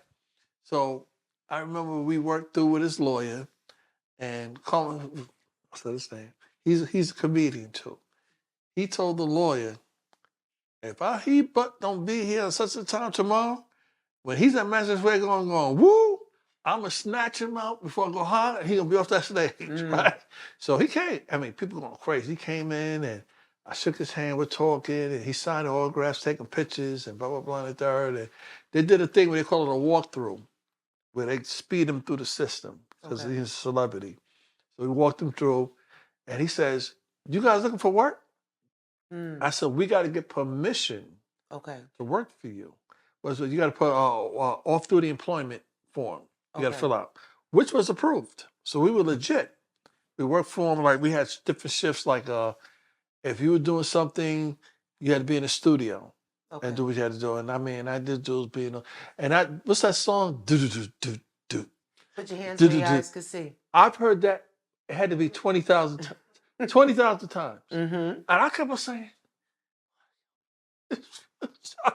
it drove me to the point when it was a hit. I'm like, oh man, they know what they doing. I didn't know. I heard it every day for hours. Do do do do do. Do do do do. They come up the thing. I met Crazy Legs. I met Rod Digger. I met so many nice people, whatever. And it was an experience going traveling, MTV, doing this. And I remember on the MTV Awards, the red carpet thing. I wasn't there long. Puff Daddy, Puff, whatever you want to call his name, was there. And I dealt with Eminem before he blew up with him. My name is, we bodyguarded him for a minute. So we're at the awards in Manhattan. So my friend's brother, who's corrections, bodyguards Puffy. So Puffy comes out on the red carpet, and I was standing somewhere where he thought I was winning security. So Puffy's very nasty, by the way. And he goes, yo, mother effer, what you doing over there? Huh? I said to him before I started, you got the right one. That's what I told him. You got the right one. I said, let me tell you something. You're Puff Daddy, Puff the Magic Daddy, whatever mother effing your name is. I don't work for you.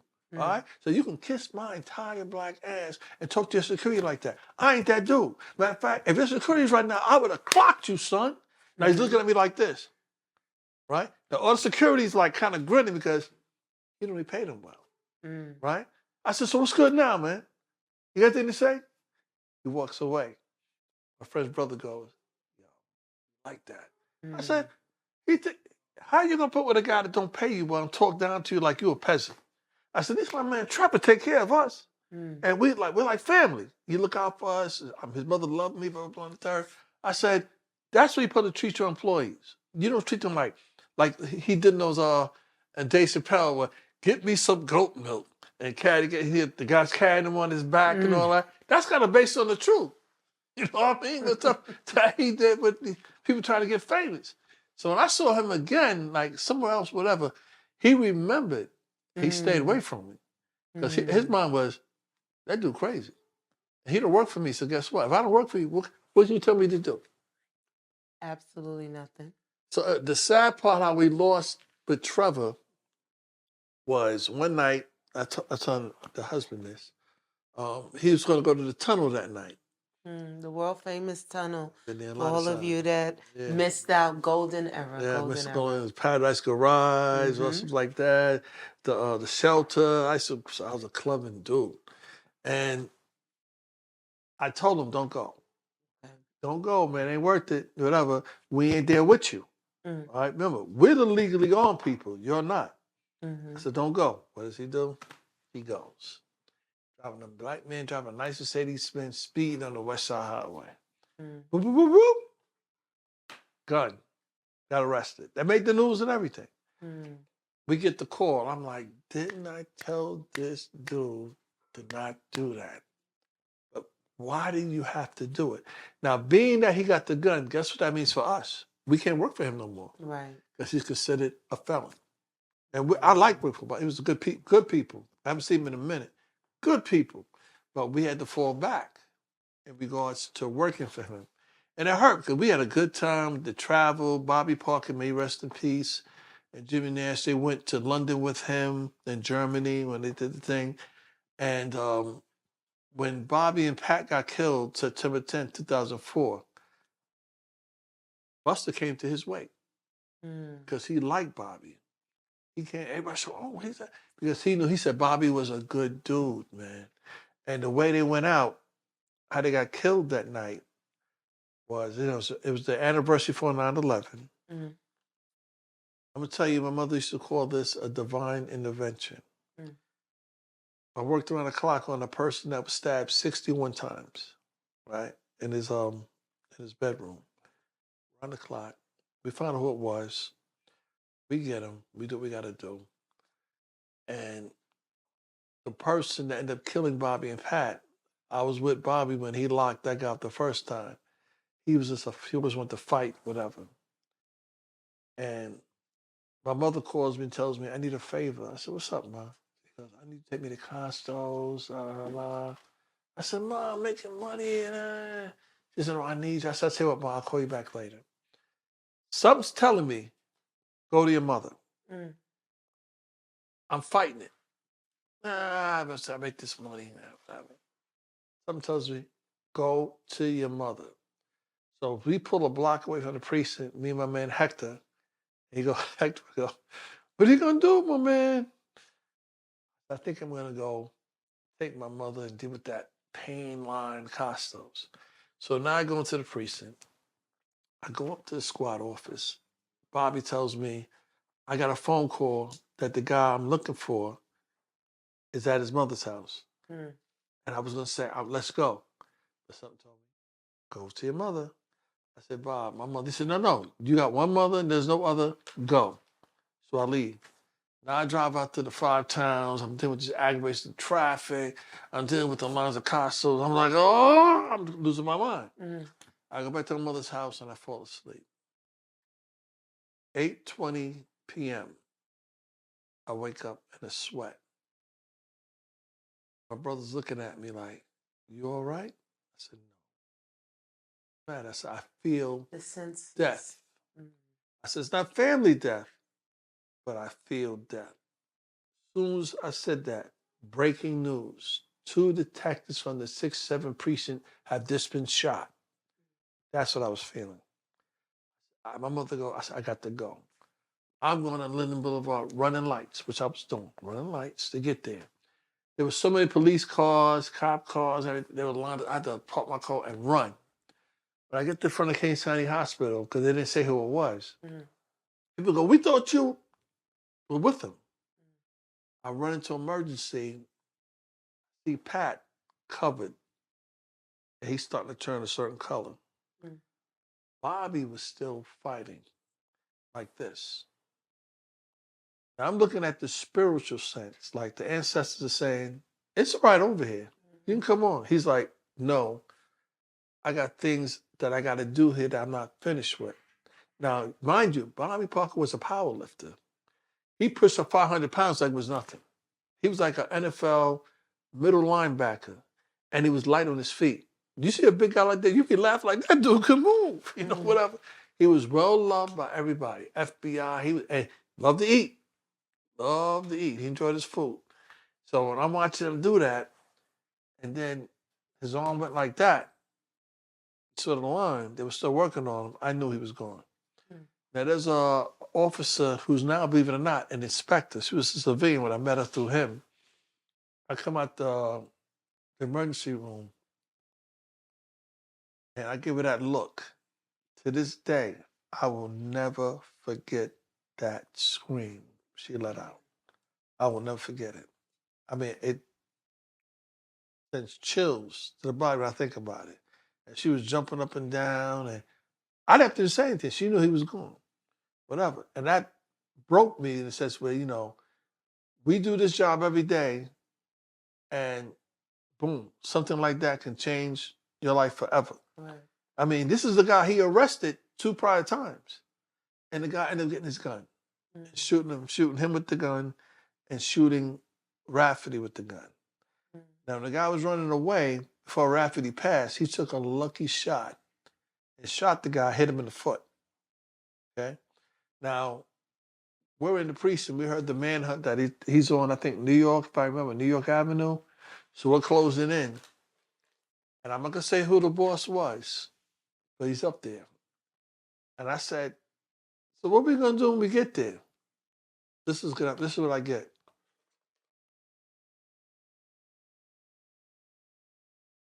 They talking about execution. He was talking. I didn't say a word. I was like, oh. So at the time, it was Chief Esposito was the chief of patrol. He coordinated and said, nobody's going to be around the perp except for ESU. And his girlfriend, his ex-girlfriend gave him. So we get there, they handcuff him. And, you're angry. You took people I cared about off this planet.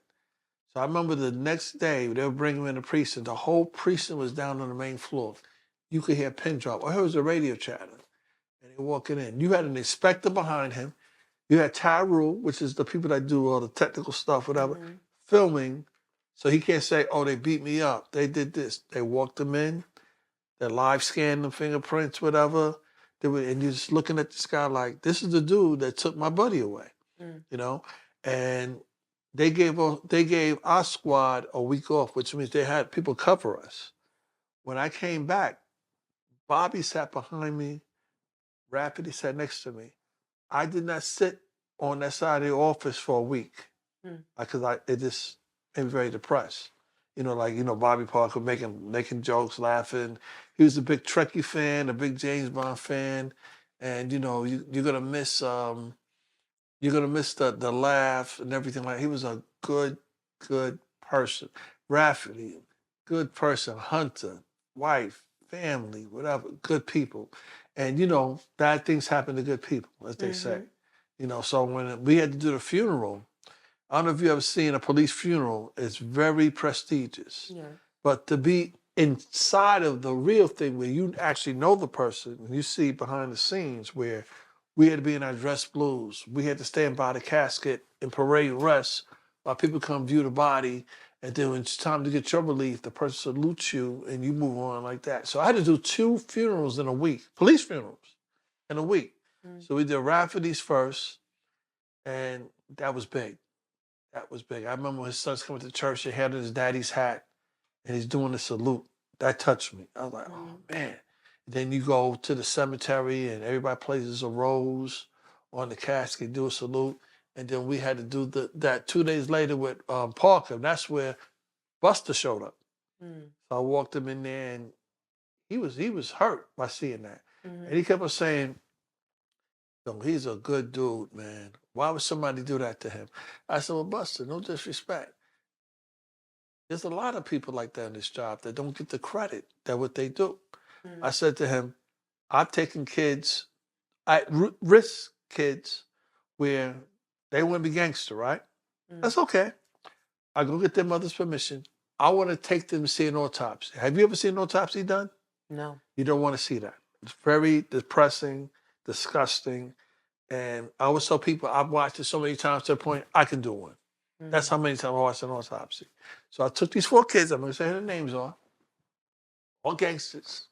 And I said to them, this is this experience you will never forget.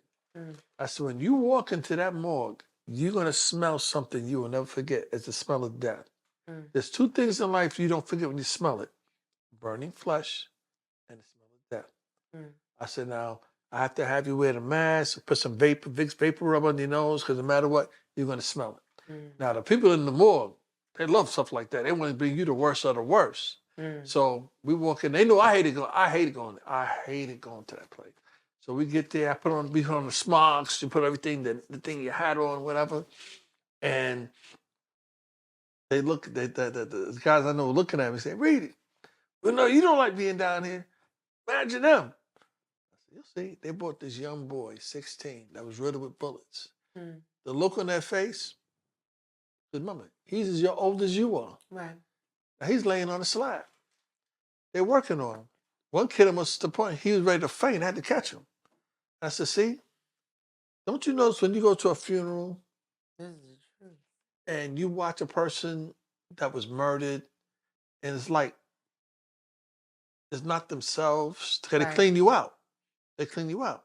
So they did a wide incision. They cut you open. They remove your ribs. They remove everything out of your body, right? They do that part, and they put in the biohazardous bag. Now, these kids are watching. They couldn't believe what they're seeing. I said, oh, wait till the other thing said. The other thing said happens. He go, what do you mean? I said, remember that rap record when DMX said, you got what you came for? A point with the buzzsaw? You gonna see what that buzzsaw is good for. They cut your skull. They pop it. They take your brain out. And they put it in a big glass jar. They sew you up. They sew you up. You know what they say? He's ready. Take him to the funeral home. Next. I know you had a connection with X too. One of our DMX. Well, have you met him? I met him the night when we went to the tunnel with me, Trev, Spliff, Scratch. We all went to the tunnel that night. And I met Tribe Called Quest, gentleman. The original Tribe? Right, the original one. The original Tribe. And I was like in awe. I was trying not to show it, but I'm in awe. Like, yo, that's a Tribe Called Quest, man, right there. And then we in the back room, and it was just so like mellow and, how you doing, brother? Everything good? Cute? Everything good, man? I said, I'm good, man, but no disrespect. I'm a big fan. He said, nah, no, brother. Yeah, I like that. You know, you keep on doing what you're doing with the NYPD, because y'all get a bad rap. I said, well, I ain't one of those dudes. He said, I could tell by your vibe and this and that and third. So when we had to keep the girls away from Buster because they were all trying to get around him, whatever. So DMX is up there doing his thing. I'm like, was this the night the Get At Me Dog video was filmed? Right. Big night. So where he's doing his thing, and I said, that dude's on the devil's something. I don't want to be disrespectful. And they go, what? I said, yo, let me tell you, all our families, we have people that done things like drugs, whatever. He got the signs. Spliff thought I was crazy. I said, yo, that dude on the pipe. Nah, man, there's no way. Kind of find out later what? Right? The demon of addiction was on him. There you go, like when he was smoking. He was on it. But he put on a show that night. I ain't gonna lie. He put on a show. He did what he did. And I'm sorry to say there's some ladies in this world that we saw what they did and what they do to get next to these artists. And it's just so sad that you're gonna SLUT yourself to get to an artist. You don't do that. You know, the things I saw that night in the tunnel, I'm not gonna speak on it. But it was very shocking for what I saw. And when the females did what they did, they get up and say, oh, when y'all ready to leave, I'm going with y'all, right? I'm like, this is DMX's entourage. Right. I'm like this. You gotta be kidding me. You know? And same thing when I'm with Buster and these females like, oh, Buster, whatever. Because he pulled up in his Phantom one day. We was like his Rolls Royce thing. So I get in the car, and this is what I do. Oh, Oh. The girl was going, what are you doing? I said, I got to suck up the luxury because when the next time I'm being a Rolls Royce, next time I've been in a Rolls Royce. I'm sucking up the luxury. The girl go, you stupid. I said, no, I'm not stupid. It's just, you tell me, young lady, when I'm being a Rolls Royce again. Mm-hmm. That's what I did. So I enjoyed it. He always had these nice cars Mm. and whatnot. And one thing I loved about Buster, he was funny. He has a great sense of. I haven't seen him in a couple of years. See, but in that game, if you know about the rap game, those dudes always change their cell numbers. It's hard to keep up with them. So years later, I'm at Dwayne Reed in the city on 42nd Street. I was doing LP there. This white phantom pulls up. I said, yo, because a lot of celebrities came, like Dennis Rodman, they all come through that store. So I see this phantom pull up. I'm like, yo, who's that? Young nigga. It was him. He comes, grabs me. Yeah. He was so happy to see me.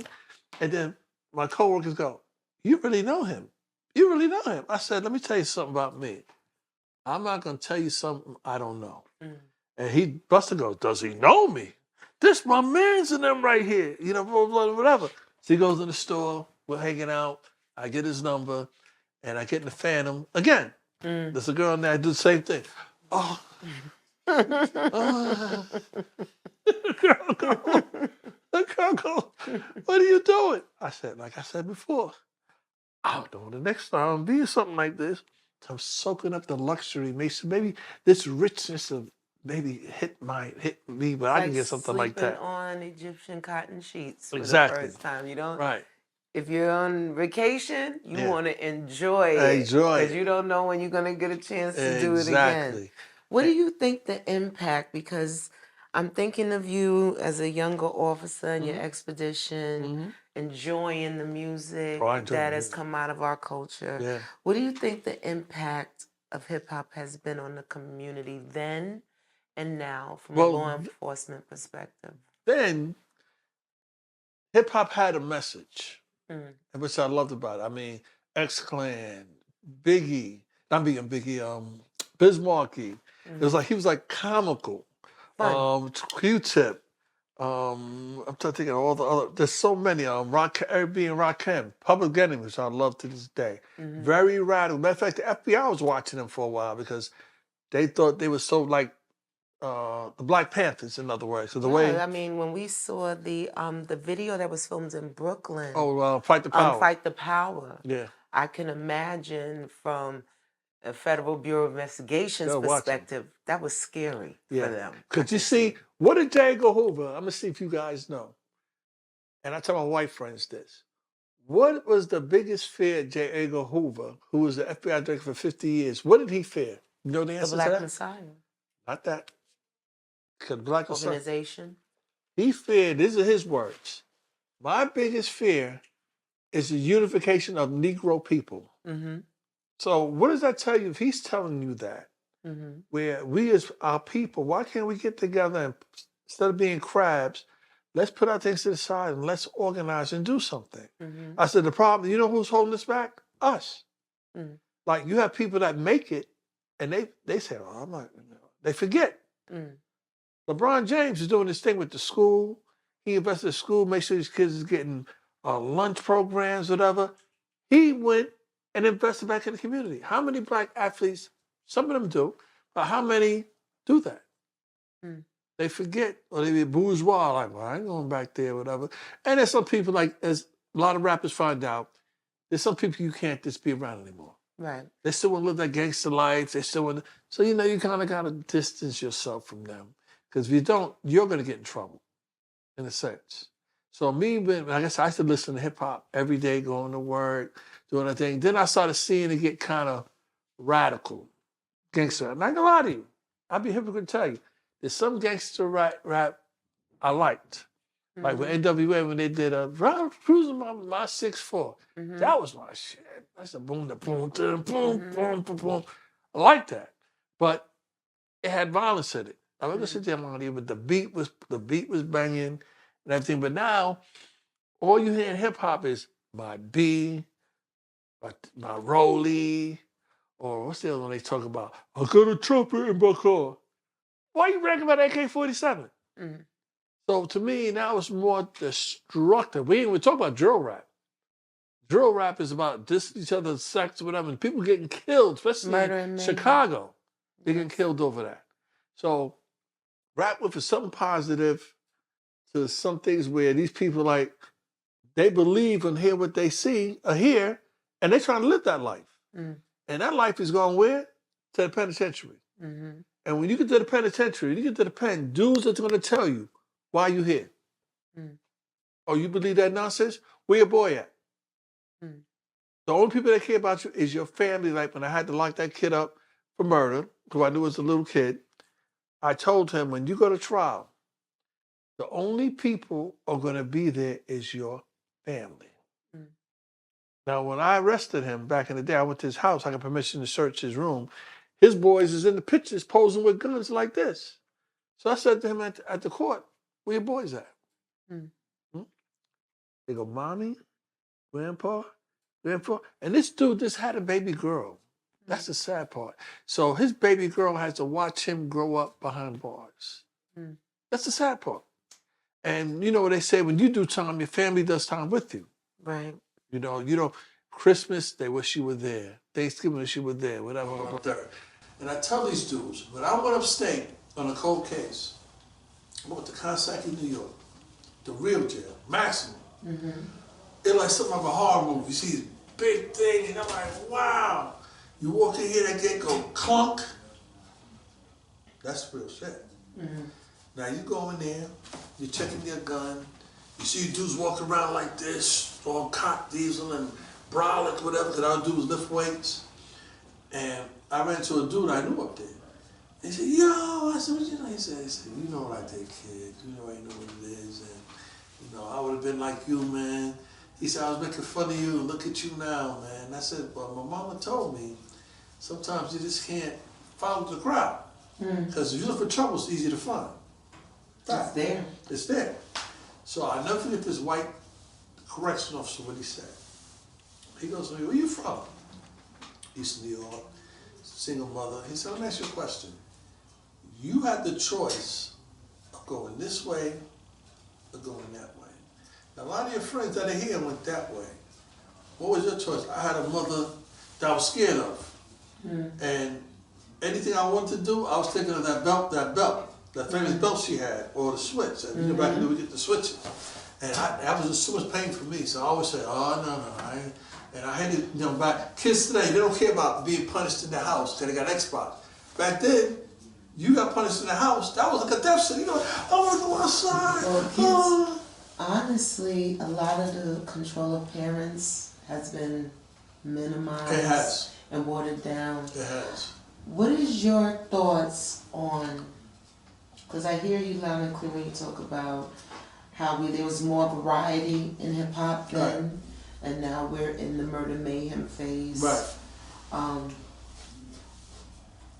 When Tribe said you're one of the good guys, what is your thoughts on the thought that our officers that share our pigmentation are somehow not a part of us anymore and are sellouts? What is your thought? My opinion with that is, believe it or not, there's two types of guys that are good. But you have people that want to be down with that crew. And I've always told people, I'm not a sellout. I'm not, what's right is right and wrong is wrong. If you arrest somebody, or you have a good fight with somebody, now you put handcuffs on them, now you want to hit them. No. When the handcuffs is over, it's done. You want to shoot a fair one? You shoot a fair one. Now, that's what's driving me crazy when they put the handcuffs on. I said, no. We ain't doing that.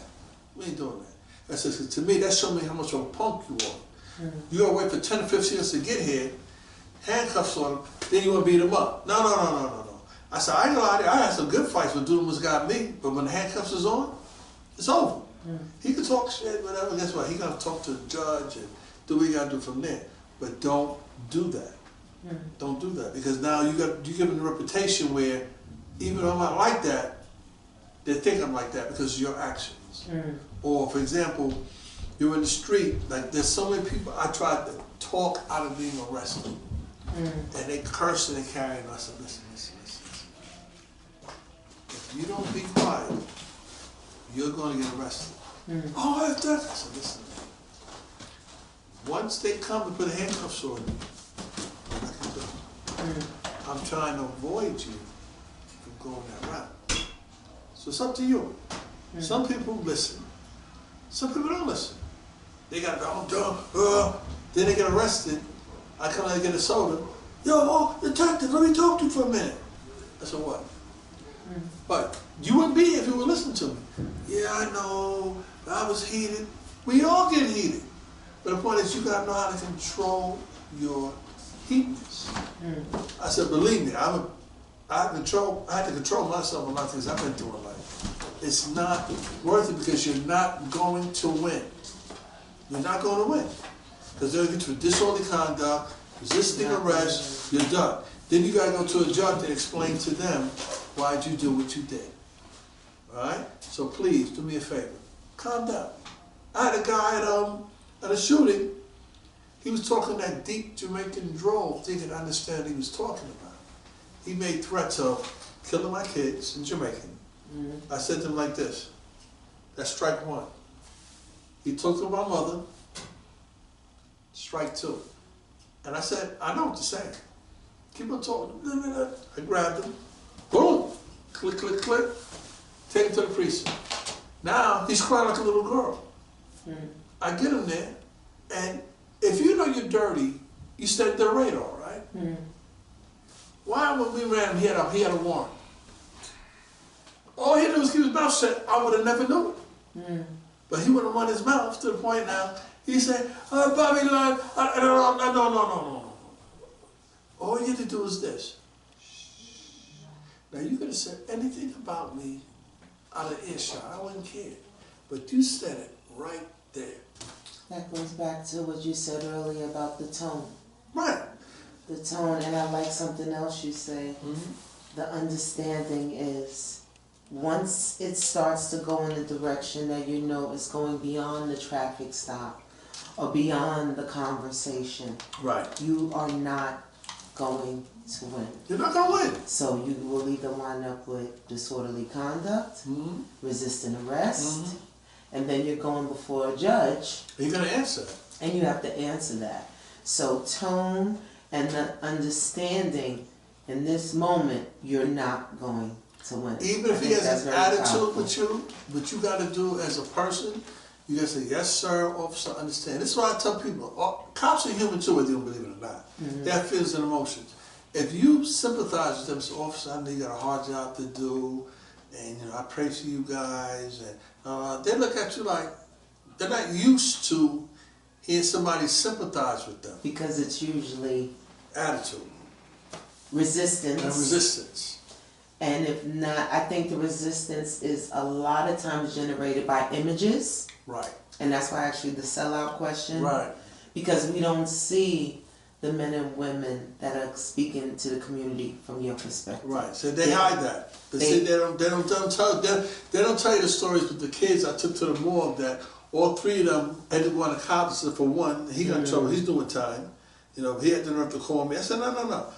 I took my time. I didn't get paid for that. It was out of the careness and the heart for you guys to do the right thing, and you still didn't listen to me. Now you're going away. For what? I said, so, as they say, you know better. You knew not to, I showed you to stay away from these people. What did you do? You did what you had to do. And one detective who was a mentor of me, he did 30-something years, I said, so Jimmy, you about to retire, so what's good? And this is exact words he said. Now, I'll never forget, it was kind of a bad attitude kind of thing, but the things he's seen, I understand why he felt that way. He said, these mother effers was killing each other before I got here. These mother effers was killing each other while I'm here. And these mother effers will continue to kill each other while I'm gone. They prove them right every time. Every time. They prove them right. Like the kid, we went to this apartment near Vanderveer, and one of my guys grabbed one guy. I see guy put a Mac 11 in a plastic bag. That's like a Uzi. He climbs to the window. Now the houses are connected. If you know flappers, houses are connected. So like a jackass, I'm chasing this kid. He hit with this, he would have me. So I'm jumping from roof to roof, boom to roof, boom to. He running, boom. He was smart. He never turned around. He turned around when he ran out of houses to go to. And he just stood there. And I go, yo, please don't let me do this, please. It was scary because he just stood there. And he jumped into the darkness, not looking what was down there. And that reminded me of the movie, The First Power. You ever seen that movie? Yes. When he jumped up, see you around, buddy boy. He jumped. That scared me. I'm like, oh, he got this. He jumped in the darkness, yeah. physically and metaphorically. Yeah. He jumped in there. I was like, he got a pass. Ironically, a week later, guess what I see? The same young man. Shot up. Dead. No, he was alive, but I He saw him. survived. He died later. But he shot up. He's saying how scared he is. He's cold. He's crying. And I'm saying to him, my man, what? I'm saying, who did this to you? He's giving me a name, nickname, whatever, because they call it a die declaration where, you know, the person about to die, they tell you who did it, whatever. So I'm taking information now. Frank Barone Funeral Home is right on the block where he was shot. That's where his waking funeral was. A block away from he died from the funeral home. How ironic is that? Sad. That's the jump in the darkness. Yeah. Would you say the real ninjas and the baddies culture that is now saturating hip-hop plays a major role in what we're seeing as far as the murders, the disconnection from our elders, and how our children are being raised? Yeah. It's sad because, like I said, it's like there's no morals in a lot of things anymore. Like, they treating women like bees and sex objects and this and the third. Some of these women are just dressing so provocative. I'm not saying nothing wrong provocative, but if you just go out there and show what you got, come on. I like a woman that's covered up and make you think. You showing me all your goods right then and there? Well, that let me know as a man. Oh, you a trick. That's kind of like a gift. Right. When someone buys, when you get a gift, right. The wrapping, the bow, right. the anticipation of the unwrapping. Right. And so many of our younger women now, and some of our seasoned women too, there's no wrapping. No. And when there's no wrapping, there's no element of surprise. Yeah. Like the thrill of the chase is gone. Right. And then you have on the other spectrum, the real ninja mentality. What is a real ninja to you? I'm not going to use the other word. What is a real ninja? When you hear that, what do you think about? I really don't pay any attention, believe it or not. I really don't pay attention because it got to the point that we're being labeled in certain things and certain things like whatever. Like when I talk about politics and I say to them, Barack Obama was one of the smartest presidents we ever had. And I said the reason why he always hesitated when he talked because every word was being scrutinized where they go, aha! When he said this. So he had to always think before he speak as compared to Mr. Agent Orange. He can say anything and he gets away with it. And I say to people all the time, you want to know the definition of white privilege? Look at Donald Trump. I tell my white friends that. Because if that was Obama, tiki torches, and protesters in front of the White House, but how come he can get away with that? And I tell these young people about voting. I said, my grandma told me she watched people get lynched and stuff like that. And she made it a thing where I didn't know as a young, they actually got a right to vote, that black folks had to take a test to vote. I didn't know that. I'm like, what? Yeah, we had to take a test. My mother said, no, we helped her. My grandmother had 3rd grade education. Not to her fault, that's the way it was. That's just the way it was. But she voted, and my grandmother always told me, listen, I don't care who's running, or who you don't like, exercise your vote. Because people have been sprayed with water hoses, they've been bitten by dogs, they've been beat up on bridges for you to pull that lever. And she said, if it's not so important, why are they doing everything to stop you from doing it? And I said, that's a great point. You know, because I wasn't really into voting like I am now. So I don't care if it's a little like, you just had the city council thing a while back in New York. I vote in everything. And I always say to myself when I do it, Grandma, this is for you. It's no longer here. My mother saw a black president, my grandmother did. Right? So my mother, I don't know how your moms, everybody, when they saw Barack, it was like, oh, Barack, you know, whatever, and the first family. And I remember I was at 42nd Street when it happened. I saw the big screen, and I couldn't believe it. I'm like, I'm actually watching a person that's the president. Because we were kids, we would always say, there ain't gonna never be a black president. And you It was such a far-fetched idea. Yeah, yeah. It was for us, it was more realistic to just be rich. Right. Than to think of something like to be sitting in the executive office. And I think that went over so many of our young people's heads, how powerful that was for the elders. You know, despite what your political associations and opinions of what he was able to accomplish in those 8 years. Right. His presence in that seat. My Nana didn't get to see it. Yeah. You know, but my mom did. But the elders, if I'd have said that to my Nana, they'd say, oh, stop it. The closest they saw to a president who was in conjunction with black people was Kennedy. Exactly. Because they would have Martin on one side, Kennedy on the other side. Yeah, that's true. But the thought of him us actually having one of us in that seat. And you know the sad part about that? I don't know if you remember when he got elected, and I told my white co-workers this, and I said, how come anybody's been elected president has never said what Mitch McConnell said? They said, what's that? He didn't even hold his hand up. It was during January. And you know what Mitch McConnell said? We're going to make sure he's a one-term president. Why did he say that? He wasn't even sworn in yet. But yeah, he fooled them. He ended up being a two-term president. Yes, he did. Because people liked what he did. And when he was getting the economic thing together, Trump tries to get the credit, in a sense. And Trump has not apologized to the people that were in the exonerated five as a Central Park. Correct. Now, I'm going to tell you something real quick. Yusuf Salaam may not remember this, but I remember like yesterday. I was at 110th and Lenox, the day before the verdict came down. He beats the fair. I said, Yusuf. He says in uniform, come here. Come on, man, you got the spotlight on you? You gonna do that? I said, do you know if I arrest you right now, every news channel is gonna be at that command, because what's going on. But I'm not gonna do that. And I said, I know you're gonna think I'm crazy what I'm about to say to you. I don't think you guys did it. Exactly what I said to him. I don't think you guys did it. I said, there's so much pressure on this case, like the Red Bull, that they want to solve. White woman beat up, or they want to solve. Central Park, because like I said, it's not supposed to happen there. Right. East New York, Brownsville, do or die, they expect that, not Central Park. Right? So now they go away. Now you seen when they see us, you seen that documentary? It's so sad what they went through. And my man Trump, I remember back in the day, took out an article about in the Daily News, I remember. The death penalty. Yes. Has he ever apologized for that?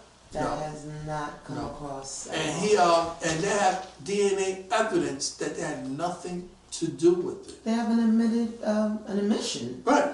Because the guy scoundrel that did it basically said he watched when he met Brother Raymond Santana in upstate prison. Right. He got up the courage, if you want to call it that, to apologize. Raymond didn't know what the heck he was talking about. He didn't know. And he said, I saw them walk you guys in front of that camera. And he was actually convicted of a very similar crime. So shout out to the exonerated five. Understand Brother Yusuf is now running for political office. He won office. He won office. Yeah, I saw it on the news. Congratulations. Congratulations, because their journey was incredible. And I don't know how, let me tell you something. You know, when you go up north, I tell these young knuckleheads, like I'll give you an example. Back in the day when my daughter was starting to date, first impression is the best impression. Which means you come to meet the father, you gotta come dressed a certain way. Now, when the guy was coming, I made sure I wore my shoulder holster so you can see the 9. Like Will Smith did the Bad Boys. Will Smith and Martin. So when he walks, I open the door, I look at him, He's like, you got a gun. She didn't warn him. I said, no. I go, you're damn right I do. Shout out to her. I said, so, what's good? He couldn't even really talk. Come on in. When I seen those pants hanging off his butt, I was like, nah. I sat him down. I said, let me ask you a question. What's your waist size? Oh, why did you ask? This is curious. Then why do you don't wear pants that don't fit you? I'm going to give you an example of something, and you're not going to like it. Are you available? What do you mean I'm available? Because in jail, when you wear your pants like that, you available. Now he looks at me. I said, stop following the trend what these people are doing. That's jail. So, would you get mad if I said, oh, you like to get it? That's what you're showing me. So why get mad at me? That's what you are showing. Don't do that. Matter of fact, you wouldn't take my daughter out. I said, because of how you came with first impression. Come to find out years and years later. Matter of fact, this year I found out. My daughter said he had 6 different baby mamas. And I said, you see? Dodge that. I said, I kept you away from a dude. Because see, men, it's like women know women, men know men. Absolutely. That's just the way. That's how I always tell people, be careful. Like, there's a man code and there's a woman code. It's just the way it is. There's some things that we know we're not going to talk about. No matter what you come out of, I'm going to. Nope. I ain't saying that. It's like we ask y'all something. Oh, well, you know, it's just the way it is. Because see, women are emotional, men are visual. That's a fact. That is a fact. That is a fact. That's why when y'all get really emotional, we can't talk to you. When you get an argument, you get mad. But let me speak. You're like, that switch goes off. Right. Before we go, if there was a grain of advice you could give to our community in helping our officers serve and protect, what would it be? Get to know them. Remember, they're human. Go. You know what you got to do also? They have a thing called a community board where they meet with community affairs and they have meetings every month in regards to like certain things in the neighborhood, like they're parking illegal cars here, and you get to know the officers personally. Like my man Sagi, who retired, he was big time community affairs. He got to know everybody. I give a shout out to the man Detective Hutchinson, who they loved in Flatbush. They didn't want to see him retire. He was a very community guy, and he was West Indian.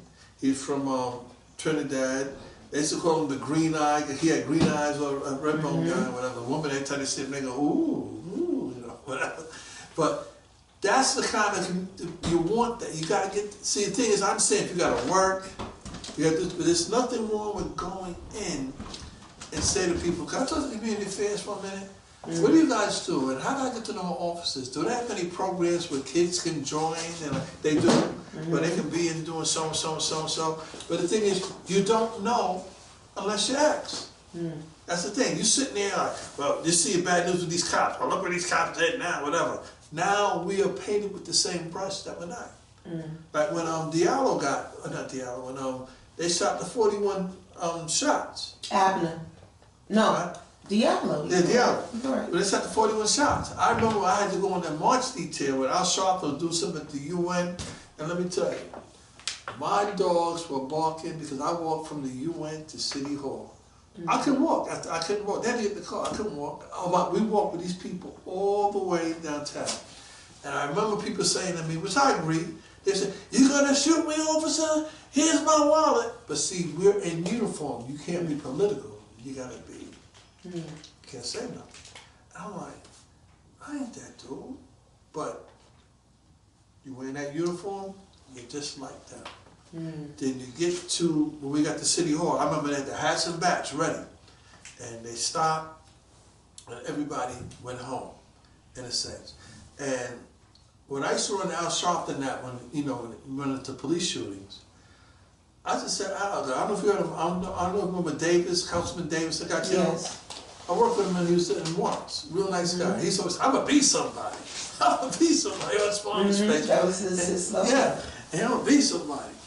And I said, come on, Davis. He said, my brother went to school with him, so he goes, I'll be somebody. And he got killed, that was sad. But see, he was doing the gun thing before kind of Sharpton was doing it. Like gun violence and all that. So the only thing I should tell Sharpton was, how come you have to show up after the fact? Davis was out front before it was going on. I put the guns down, whatever. But you're coming in trying, and I'm not saying every cop shooting is right. I'm not saying that. But don't make it political. If the guys are wrong, they're going to be punished. But you can't, when you do something, aren't you presumed innocent before proven guilty? Oh, no. I think sometimes the pigmentation doesn't fit the situation. That's true. I'll give you an example.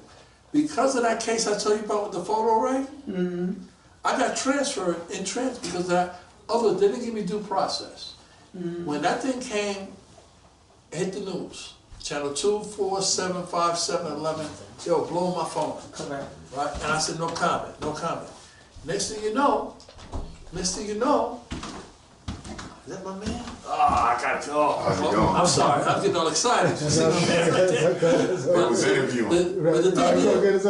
the thing is, I'm supposed to talk, I see my man right here. But the thing is, I was guilty for proven innocent. Right. Now you gotta remember, when I retired, they were GO-15, which means they read your rights, and if they find their line, they can terminate you. I read my rights, did what I had to do, and the guy from IB said, the only reason we have you here is because this was in the paper. You're cleared of everything. I got my good guy letter, which means I left with raw standards. So when that thing came out in March, that thing in the paper where they overturned the conviction, where I had nothing to do with the photo array, I'm the guilty guy, and it wasn't even me. So the vice president of buses calls the big wig and says, I want him off the street, he's not writing summaries anymore. I'm like, well, yo, I didn't do anything wrong. And even the guy told him, if he did anything wrong, he wouldn't be here. Well, I want him off the street. He got to either go to Vandal, C3, or the SIG.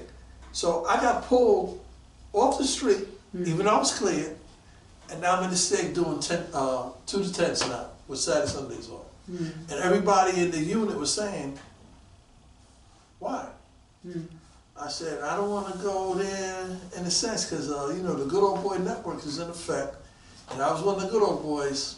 I think I wouldn't have been transferred, and I'm going to leave it at that.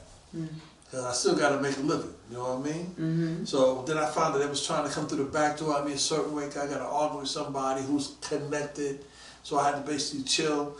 So Lord willing, next December, I'm leaving. But technically, God willing, 62, which I don't look at, I can start collecting Social Security, right?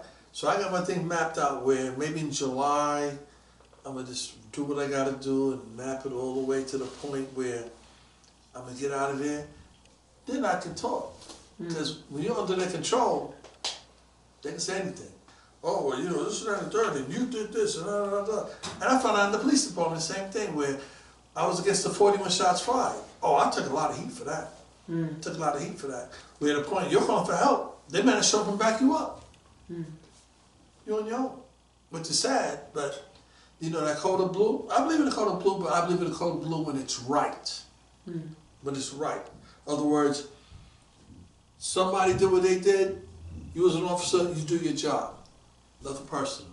But guys, I've seen when people are handcuffed and they're about to do this, no. Don't do that. You should have had, y'all should have shot a fair one before the handcuffs came on. Before they come. Sometimes you get the best of them, sometimes they get the best of you. Swallow up, Charlie. That's life. We all had, have you ever been in a fight? Sure. Okay. You get your butt kicked sometime before? No. No, come on. Everybody get the butt kicked once in a while. People get a butt kicked once in a while. I've been blessed and victorious in my recklessness. But I hear what you're saying, you know. Pick your battles, tone. Right. That's the loudest thing I want the people to hear when we talk about attitude. Right. Survive the encounter. Right. And then... And don't make any affirmative movements in the car. Because remember, they worry about the thing. They're nervous. Most, believe it or not, if you know your history, a lot of cops have been killed on what? Car stops. So that's why when you approach the car, you see them do the zigzag and they got their hands in their gun. They do it for a reason. I'm saying, you could be grandma. They're going to approach you a certain way. Then they see you are, they go, oh, okay, whatever. And everything comes to attitude. Play, I like what you said. It's almost acting. Right. Because most of us don't want to ask, how was your day? How's it going? We know you have a hard, tough job. Right. That's not instilled in us. Right. There is that automatic, what are you stopping me for? There's real crime happening right now. I've heard that. Okay. But what we want to empower our people with, if it takes that to survive the encounter, get involved, be a part of the community board, be a part of the conversations, Right. get to know the names Right.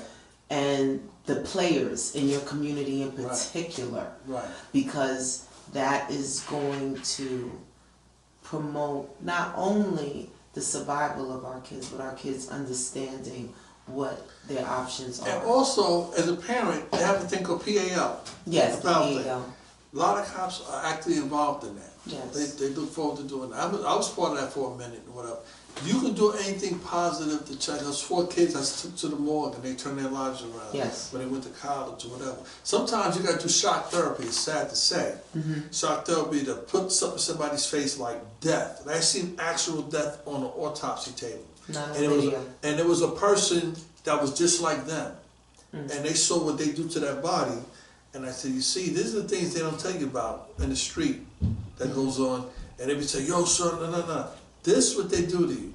If you're a victim of a homicide, this is what they do to you. They cut you up like, that's why they call it the meat mark, the meat department. They cut you up like meat. That's what they do. And that is something that you cannot smell in HD. Thank you so much. Quite welcome. It's really, it is a phenomenal. Look forward to doing it again. You saved some lives, and we will invite you back. And I Oh, yeah. hope that you are available. No problem. Thank you. I hope I can change some people's I think people's you have. attitudes I about think you have. the police. You I definitely believe have. you have. Thank you so much. Thank you.